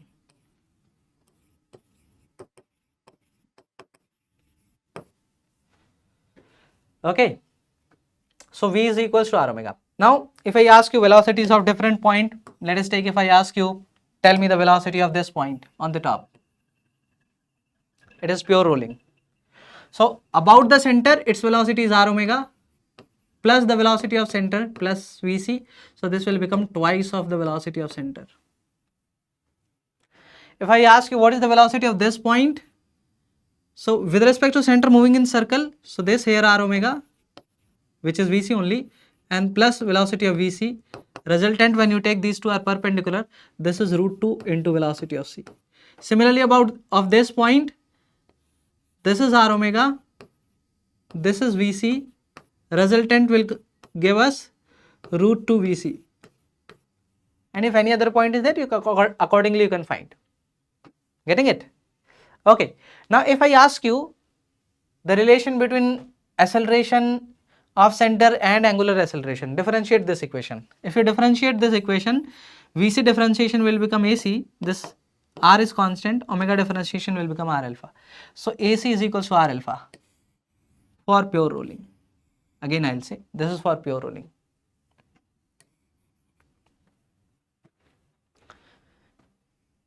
Keep this thing in mind. Pure rolling is there, Vc is equals to r omega, Ac is equals to r alpha. Okay. Now, if I ask you acceleration of different points, now that is a bit, you can say, because in circular motion, two accelerations are there. One is centripetal acceleration, another is tangential acceleration, and then third one you need to consider the acceleration of center as well. So, see this. If I ask you, tell me the acceleration of this point. What you will say? You will say, sir, one acceleration is centripetal acceleration. It is moving in a circle about the center. So, what is that? In this direction, I will say that is omega square r, centripetal acceleration. Another is the tangential acceleration. You will say that will be r alpha. Another is the acceleration of center. So, plus AC, that is r alpha only. So, this is 2r alpha. So, this 2r alpha plus this, that will give the resultant. So, these resultant of these two will be the resultant acceleration of this topmost point. If I ask you, tell me the acceleration of this point, you will say one is this, towards the center centripetal acceleration, another is R alpha here, another is my VC AC in this direction, that is R alpha only. Okay, so you need to take the resultant of these three to find the resultant. So at any point if you need to find, maybe some another random point also. If I ask you for this point, this towards the center omega square r, this is R alpha, tangential, centripetal, the acceleration of center of mass, AC. Take the resultant, you'll get the resultant acceleration.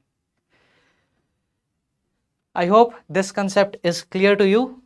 Now let us discuss the dynamics of rolling motion. Okay.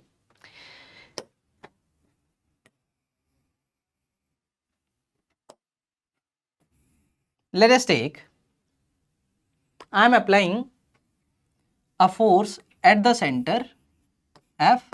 This is a solid sphere and consider, let us not mention that this is a solid sphere because let us make it general. Then specifically I'll ask you for the solid sphere. Okay. Now F is there. Now what will happen? Initially it was at rest. Now condition is given. This is only pure rolling will happen, no slipping. Condition is given to you, no slipping.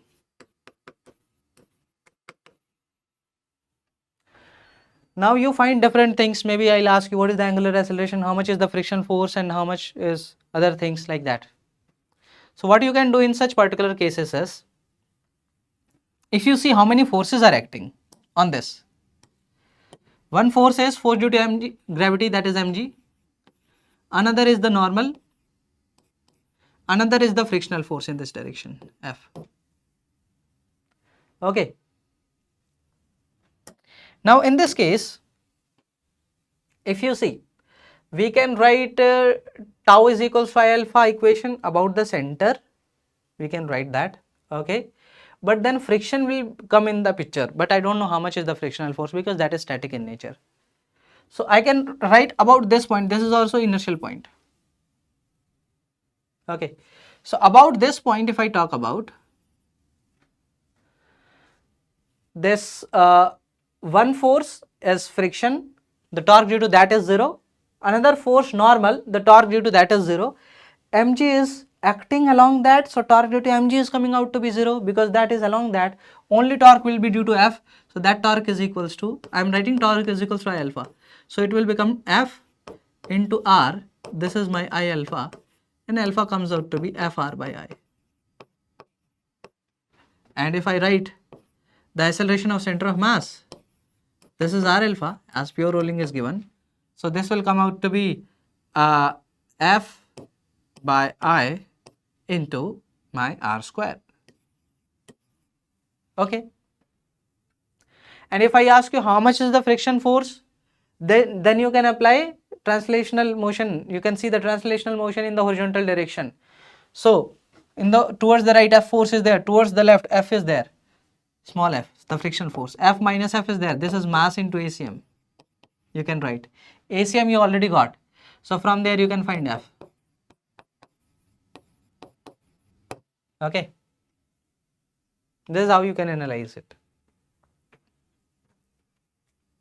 Getting it? So about the point which is on the contact of the ground, about that point you apply torque is equals to I alpha, and then you write the equation and solve it. Whatever it is asking, whether it is asking friction force or it is asking alpha or it is asking acceleration of center of mass. Now rolling motion on an inclined plane. Now let us take inclined plane is there. Consider it like this. And a sphere is released from the top. Okay. The radius of the sphere is r, mass is m, and consider pure rolling. Now you are asked that find what is alpha.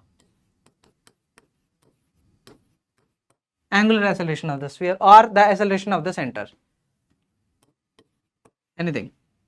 So what you can do at that condition? So that condition, if you see the forces, one is force due to gravity, that is mg in the downward direction. Another is the normal force like this. Another is the frictional force like this. Anything else? Nothing. Now about which point I should write tau is equals to alpha? About this. Okay, so that is the inertial point here. About that point I can write.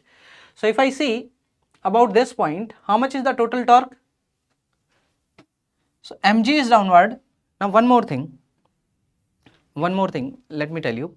So when you are writing tau is equals to alpha in such things, so either you write about center of mass, okay, or if let us take there is a point about which it is pure rotating at that condition. So here it is at that condition, it is rotating about this point because that point velocity is 0. So or about that point, not that any random point you can write. If you write at any random point on the sphere, so that is not a inertial point, okay. So about that when you will write, you will get wrong answer. Either you write at center of mass, or you can write here it is performing pure rolling, so or about that this point which is in contact with the ground. Now about this point, torque due to n is 0, torque due to friction is 0, torque due to mg will be, take the perpendicular component, this is theta, so this is mg sin theta. So the torque is mg sin theta is equals to I. Now one thing, here when I was saying this I alpha, what was this I? Moment of inertia. About which point? About this point. This I is about this point, not the center, because I am applying about this axis. Okay, I can say here, this my I here will be about center plus mr square, parallel-six theorem. Okay, similarly here also I write torque, this is my torque, is equals to I into alpha, and I is IC plus mr square. Is that clear? And from here I can find my alpha, that is r mg sin theta by I, and if I write r alpha, so this will become r square mg sin theta by I. This is acceleration of center, okay, r alpha. Now let us take, this is a solid sphere. If I consider this solid sphere, so this will become r mg sin theta divided by I. What is I for solid sphere? 2 by 5 mr square plus mr square, 7 by 5 mr square. Okay, so 5 by 7 m will get cancelled. 5 by 7 g sin theta by r. This will become 5 by 7 g sin theta. This I have done for solid sphere.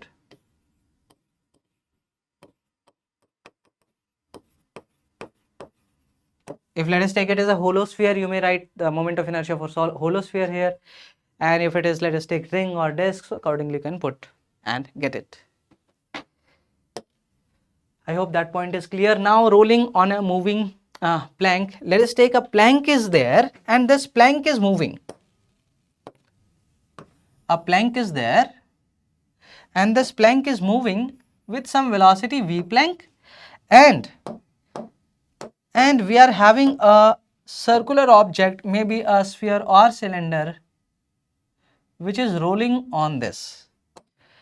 Now let us take its velocity of center is vc and angular velocity is omega. It is rolling like this. So radius is r. Vc is equal to r omega or not? No. In this case, Vc will not be equal to r omega, because the point in contact with the plank will have same velocity as that of plank for pure rolling. So if I find the velocity of this point which is in contact with the plank, this point, so one is the r omega, that is in this direction. Another is this Vc. Okay. So total velocity of this point in the horizontal direction will be Vc minus r omega, and this has to be my velocity of plank. Getting it?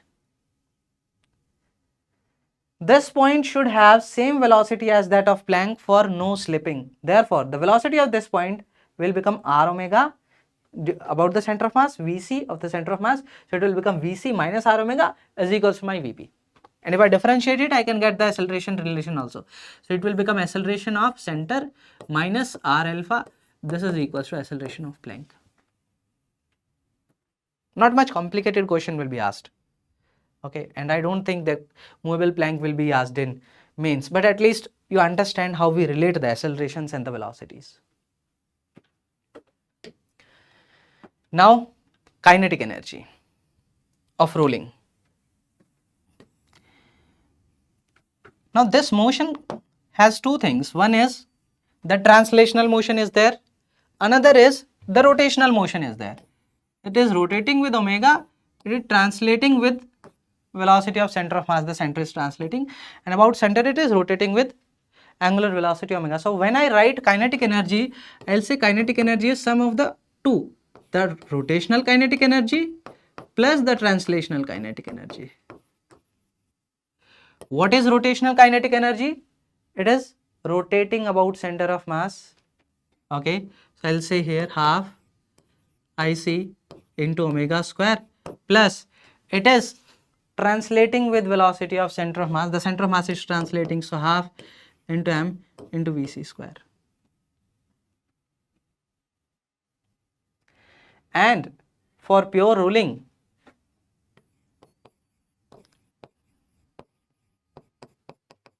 we know Vc is equals to r omega, and we can relate. We can put Vc is equals to r omega, and I can get the entire expression in terms of omega only. This is when an object is rolling. Now let us take about fixed axis. If we talk about, as we already did previously, how we write the kinetic energy, there you write to take the moment of inertia about that axis, so half I into omega square, because that is only rotating. So just take the rotational kinetic energy, consider moment of inertia about the axis of rotation. Here it is rotating also, it is translating also, so it will be sum of the translational kinetic energy plus the rotational kinetic energy. Now let us do a question on this. A solid disk of radius a and mass m rolls down without slipping on an inclined plane, making an angle theta with the horizontal. Okay, the acceleration of the disk will be easy. So about this point I will find the torque. Only torque will be due to gravity, because torque due to normal is 0, torque due to friction is 0, and this component of force due to gravity is mg sin theta. So I will say my torque due to this is radius r, perpendicular distance is r, into mg sin theta is equals to I into alpha. What is moment of inertia about this point? What is this? This is a disk. So about center, moment of inertia is mr square by 2 plus mr square. So that is 3 by 2 mr square. So 3 by 2 mr square into alpha. I into alpha.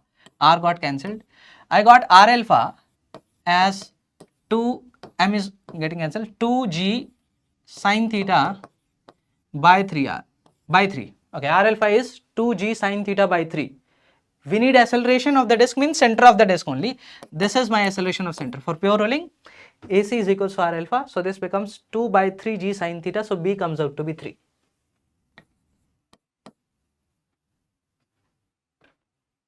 It was mentioned it is rolling without slipping. Therefore, I am able to consider this relation. AC is equals to R alpha. Is that clear? Okay. Another question we are having. A string is wound around a hollow cylinder of mass 5 kg and radius 0.5 meter. If the string is now pulled with a horizontal force of 40 Newton, okay, and the cylinder is rolling without slipping on a horizontal surface, then the angular acceleration of the cylinder will be. Now I need to find alpha of the cylinder. So how will I find? There is friction force also, there is normal reaction also, there is mg also. But if you consider about this point, torque due to friction normal will be 0, okay, and mg also, torque due to will be 0. Only torque will be due to this, and that will become 40 into r is equals to, what is there? This is a hollow cylinder. About this, moment of inertia is mr square. About this, plus mr square. So mr square plus mr square, 2 mr square. 2 mr square into alpha. R got cancelled. Alpha is 40 by 2 mr. So what it is? 40 divided by 2 into, what is mass? Mass is 5 and radius is 0.5. So 5 into 0.5. So 2 into 0.5 is 1. It will become 8 radian per second square. That is, oh, I did a mistake, I hope. Yeah, the mistake is, when I was writing torque about this point, how much was this distance? 2r.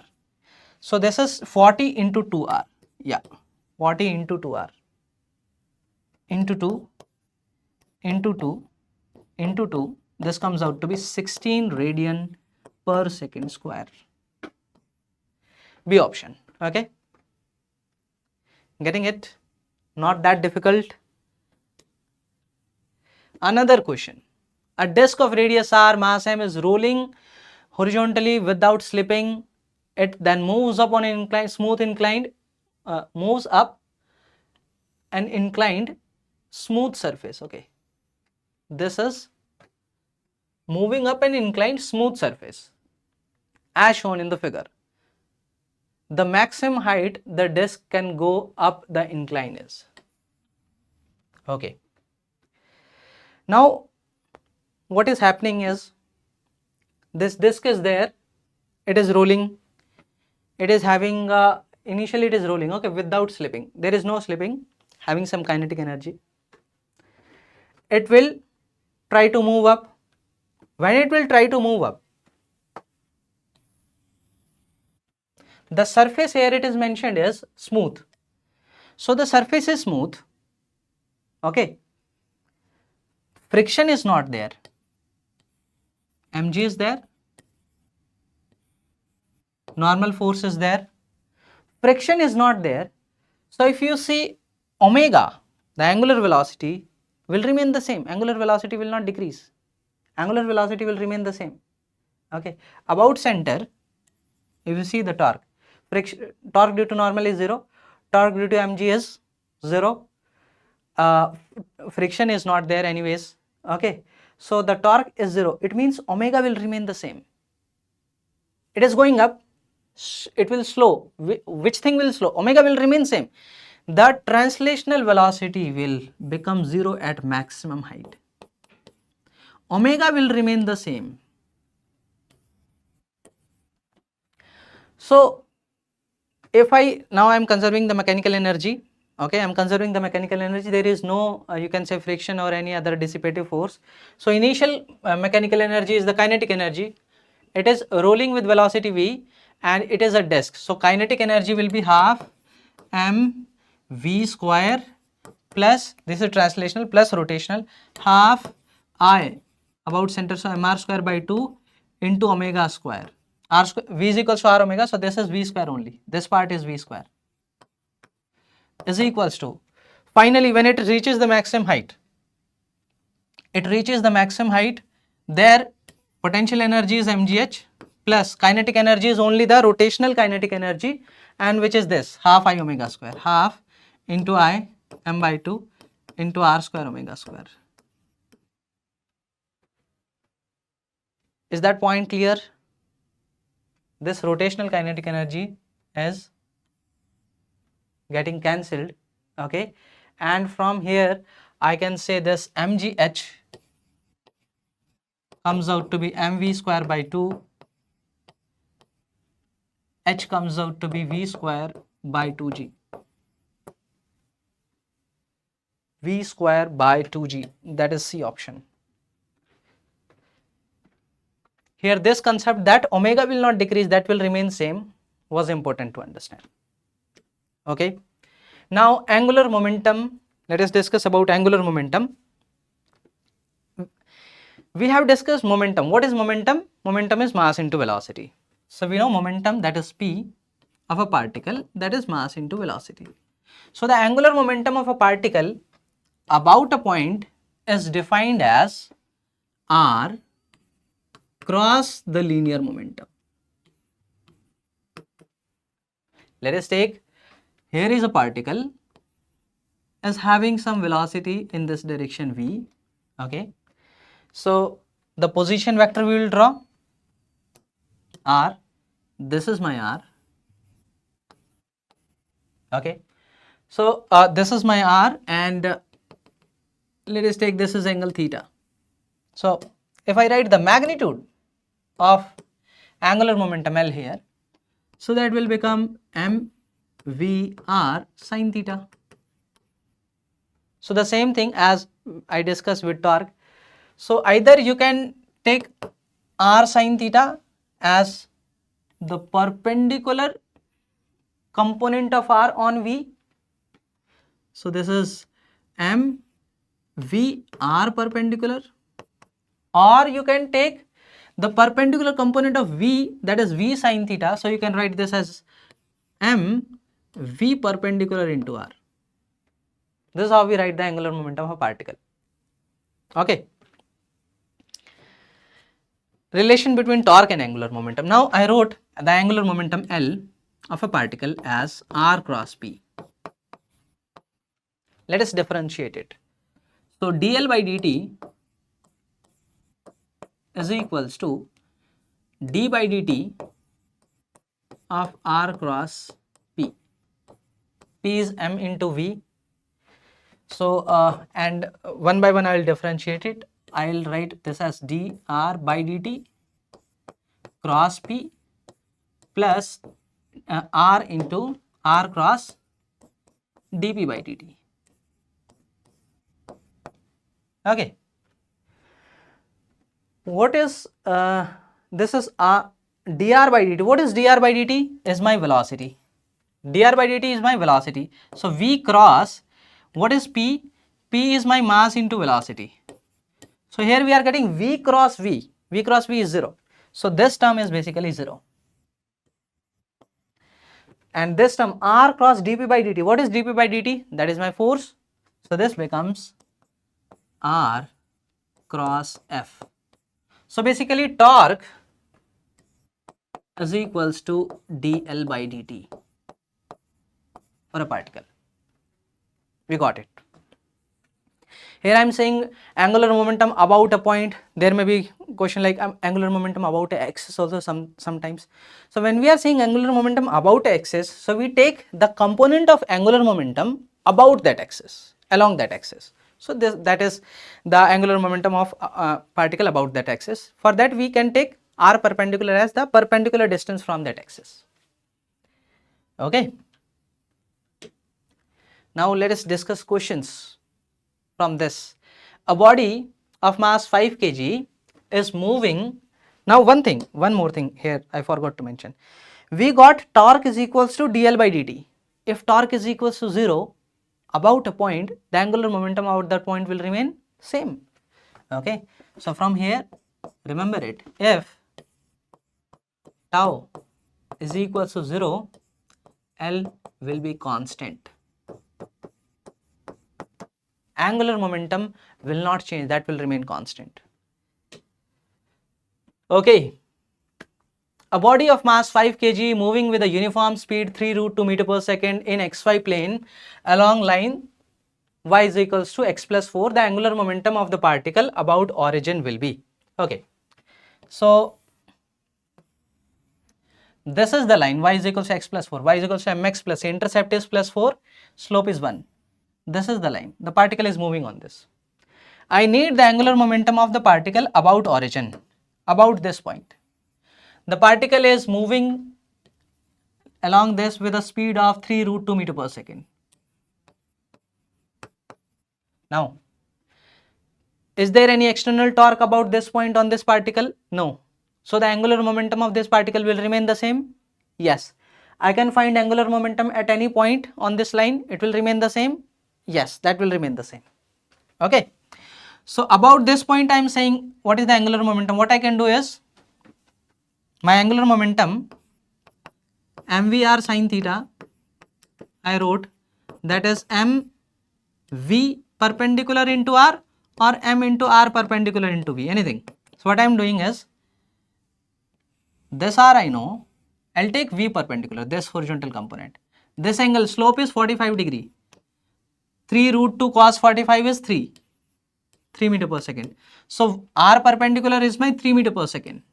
Sorry, v perpendicular. V perpendicular component to R is 3 meter per second. So M into R perpendicular, that is my 4, sorry, I'm writing V perpendicular. So M into V perpendicular, that is 3 into R is 4. Getting it? Any one of that you can do, either take the perpendicular component of velocity or take the perpendicular component of the distance, anything. But I took for velocity. So what is this? This mass is 5. So 5 into 3 into 4. So 15 into 4, 60. 3 root 2 cos 45 is 3. V perpendicular is 3. This was 4. So 4. 3 into 4, 12 into 5, 60. Another question which is multiple time asked in mains is this. The angular momentum of the particle which is projected at an angle u, making an angle theta, okay, about a point of projection at the highest point. So about the point of projection, about this point, at the highest point, the particle is going like this at this highest point here. What will be the velocity? U cos 45. What is the perpendicular distance to the velocity? That is this. How much is that? That is my height. What is this? U square sine square theta by 2g. So when I'll say angular momentum L, that is M into V perpendicular V. Okay, what is that V? U cos 45 into my R perpendicular. What is that? U square sine square 45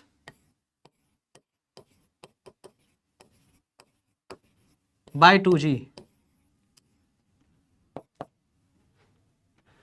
Now it will become mu cube, and this is sine square 45 1 by 2 cos 45 1 by root 2, so 2 root 2.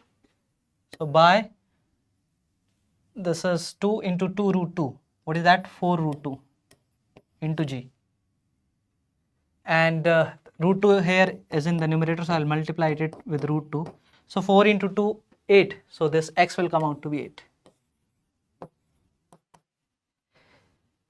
Getting it? What I did? This is velocity at the maximum height. R perpendicular. R perpendicular means perpendicular distance. The distance perpendicular to the velocity. How much is that? That is this my maximum height. Maximum height formula I know. I used it.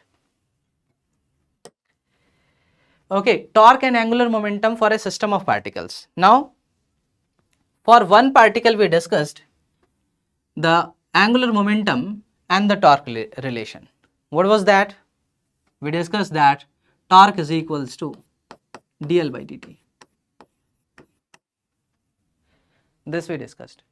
Now for a system of particle is there, or you can say for a rigid body, okay, here different point masses you can consider having angular momentum L1, L2, L3, L4 like that.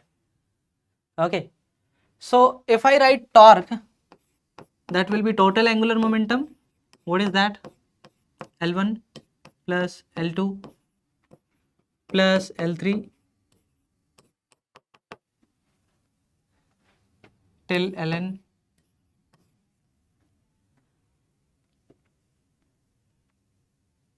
Okay, is that fine? Yeah. So this, how we write, this is total torque, that is my dl by dt. So this is dl1 plus dl2 plus dl3 till ln. Now when I say dl1 by dt plus here dl2 by dt plus dl3 by dt individually, okay, so it will give you both. dl1 by dt will be the external torque on point 1 and the internal torque as well. So when I'll separate it, it will become sum of the internal torque, okay, tau 1 internal plus tau 2 internal like this, and the external torque tau 1 external plus tau 2 external like this. this internal torque will cancel out to be 0. Okay, and this becomes my external torque. So we say for a system of particle or for a rigid body that my dl by dt is the total external torque on the system.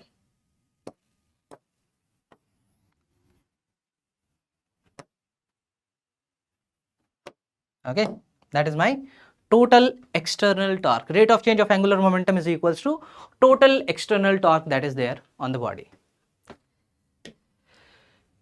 Now, angular momentum of a rigid body. So, a rigid body is there, it is having general motion. So, there is center of mass is having some velocity and the body is rotating about center of mass with some angular velocity omega. Now, I need to write the angular momentum. Let us take about origin. What I will do? The angular momentum will have two components. One, the angular momentum due to rotation. Okay, angular momentum due to rotation, and another the angular momentum due to translation. Okay, now here if we consider, let us take a body is rotating about an axis, then let us find what is the angular momentum. Okay, so body is there, it is rotating like this, omega. I want to find the angular momentum. So you take any point here, you have to find angular momentum about the axis. Okay, about this axis, rotating axis I need to find. How do you find the angular momentum? This particle is rotating like this in a circle, like about this center. What is the velocity? Velocity will be r into omega. This velocity will be r into omega. This perpendicular distance is r. If I write the angular momentum of this particle, so that is m into, I'm just writing the magnitude, r into r omega. So m r square into omega. If I write the total angular momentum, that will be summation of that. So summation of mi ri square into omega square. Omega is same for all the particle. Summation of mi ri square will be I omega. Oh, this is not omega square here. Did a mistake. This is just omega. Sorry. This is just omega, not omega square here. So this is omega. Yeah. What is mi ri square? This is my angular. This is my moment of inertia. So this is just I omega. So if a body is rotating about an axis, so about that axis, if I have to write the angular momentum, that is just I into omega. I about that axis into omega. So I about that axis into omega. And what will be the direction? Omega is in this direction, like this. Okay. So angular momentum will be in that direction. So I into omega. That becomes my total angular momentum. Now when I am saying for a rigid body which is rotating also, which is translating also, so when I am saying writing the angular momentum about this point, first is the angular momentum due to the translational of the center of mass. This is RCM. Angular momentum will be rotational plus the translational. Rotational, I into omega. Okay. Center of mass, the moment of inertia about the center of mass into omega, plus the center of mass is translating with velocity v. It is like a particle that is moving with velocity v, m r cross v, or r cross p. So that will become m r cross v. This is how we write the angular momentum. Due to rotation, ic omega, due to translational, m r cross v. Okay, now we are having a question on this, asked in mains. A spherical shell of mass 1 kg, radius r is rolling with angular velocity omega. Okay, the magnitude of angular momentum of the shell about origin is. So about origin, how will you write? Due to rotating, IC into omega, that is in this which direction? Inside the plane, plus due to translational mr cross omega, what is velocity of VC? That is r omega. I just need the perpendicular distance. So m, the perpendicular distance into VC. So m r into r omega. And what is that direction? R cross omega. That is inside the plane only, minus k cap. What it is now? What is IC? This is a spherical shell. So the moment of inertia is 2 by 3 mr square. So 2 by 3 mr square omega plus mr square omega, and whole is minus k cap. So what it is? 5 by 3 mr square omega. 5 by 3 mr square omega, A becomes 5. You got the point? Considering the two components, due to rotation and due to translation. Okay, conservation of angular momentum. We discussed that total torque, external torque, or let me write it, the external torque is equals to rate of change of angular momentum. If the external torque about an axis is 0, then angular momentum about that axis will remain constant. Getting that? It will remain constant if total torque about that axis is 0. Okay, let us have a question on that. A thin circular ring of mass m and radius r is rotating about a constant angular velocity 2 radian per second, okay, in a horizontal. Okay, before that, I had that example in mind. Like you have seen that the girl was there sitting on a rotating stool, okay. So when the hands are inside, the angular velocity was lesser or greater? Greater. Moment of inertia is less, angular velocity is greater. When hands were outside, the moment of inertia was greater, omega becomes less. Because in that system, about the axis, the total torque is 0. So total angular momentum is conserved. If I becomes greater, omega will become lesser. If I becomes lesser, omega becomes greater. Okay, now coming back to the example. Thin circular ring of mass m, radius r is rotating with a constant angular velocity 2 radian per second in horizontal plane about an axis vertical to its plane and passing through the center. If two objects each of mass m be attached gently opposite ends of the diameter of the ring. So it is rotating like this. Gently, two masses are attached. Gently means no external torque. Okay. No external torque. So whatever is the initial angular momentum, the final angular momentum will be same. What is the initial angular momentum? This is a circular ring, mr square by 2. I is mr square by 2 into omega. What is omega? Omega is 2 radian per second. So into 2. Final. Total moment of inertia will be, this was a circular ring. Oh, I did a mistake. This was a ring, so mr square, sorry. Mr square. So m into r square, I into omega. Omega is 2 is equals to final. Moment of inertia of this ring is mr square, and of this point will be mr square, and this point will be mr square. So m plus 2m into r square. Sorry, capital M is the mass of the ring. M plus 2m into r square.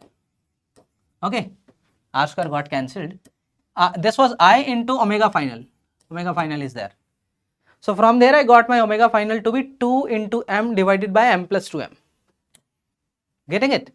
Because it was gently pushed, no external torque on the system was there. Whatever is the initial angular momentum, same as the final angular momentum. Okay, another question. A thin rod of mass 0.9 kg and length 1 meter is suspended at rest from one end so that it can freely oscillate in vertical plane like this.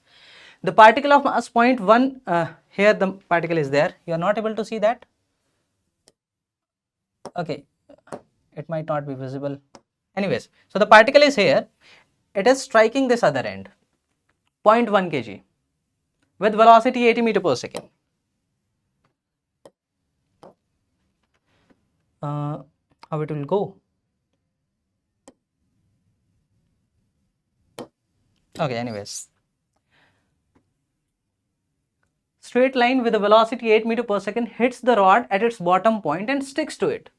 The angular speed of the rod immediately after the collision is. Now, okay. Yeah, I got it back. Sorry.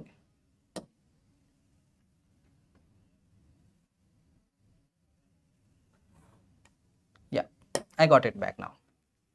Okay, so the rod is there, hinged here. This particle is coming with a velocity of 80 meter per second. This mass is 0.1. The rod mass is 0.9 kg. It strikes it. After it, it sticks here, and this rod moves with an angular velocity omega at that instant. What we need to find? What is omega? Okay, now the point is, about this point if you see, on the system, this is my system. What is the external torque? 0.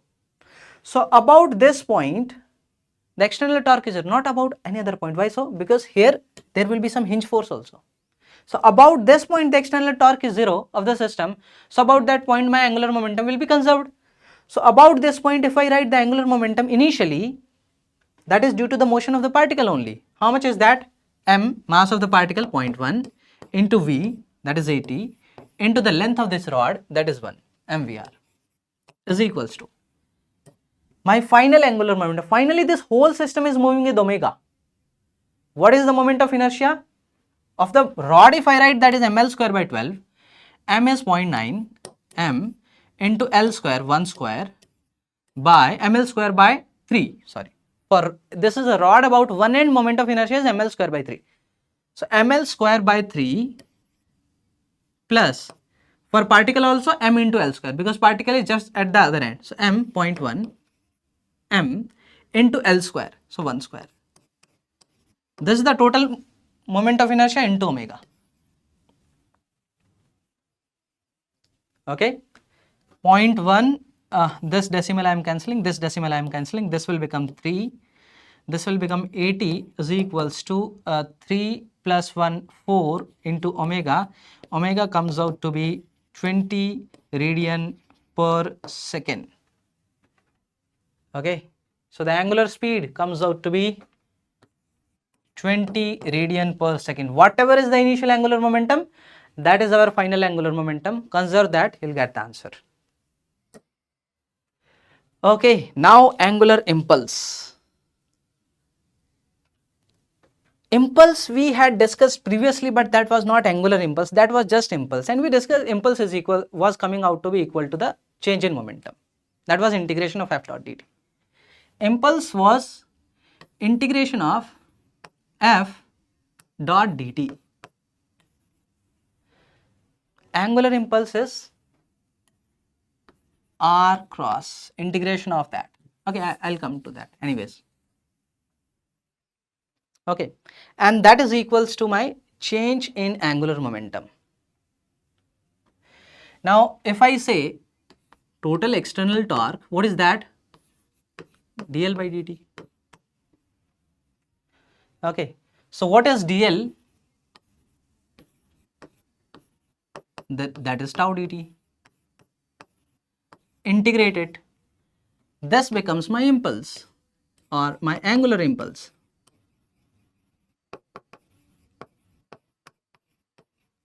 Integration of dt, that will come out to be delta L. This is my change in angular momentum.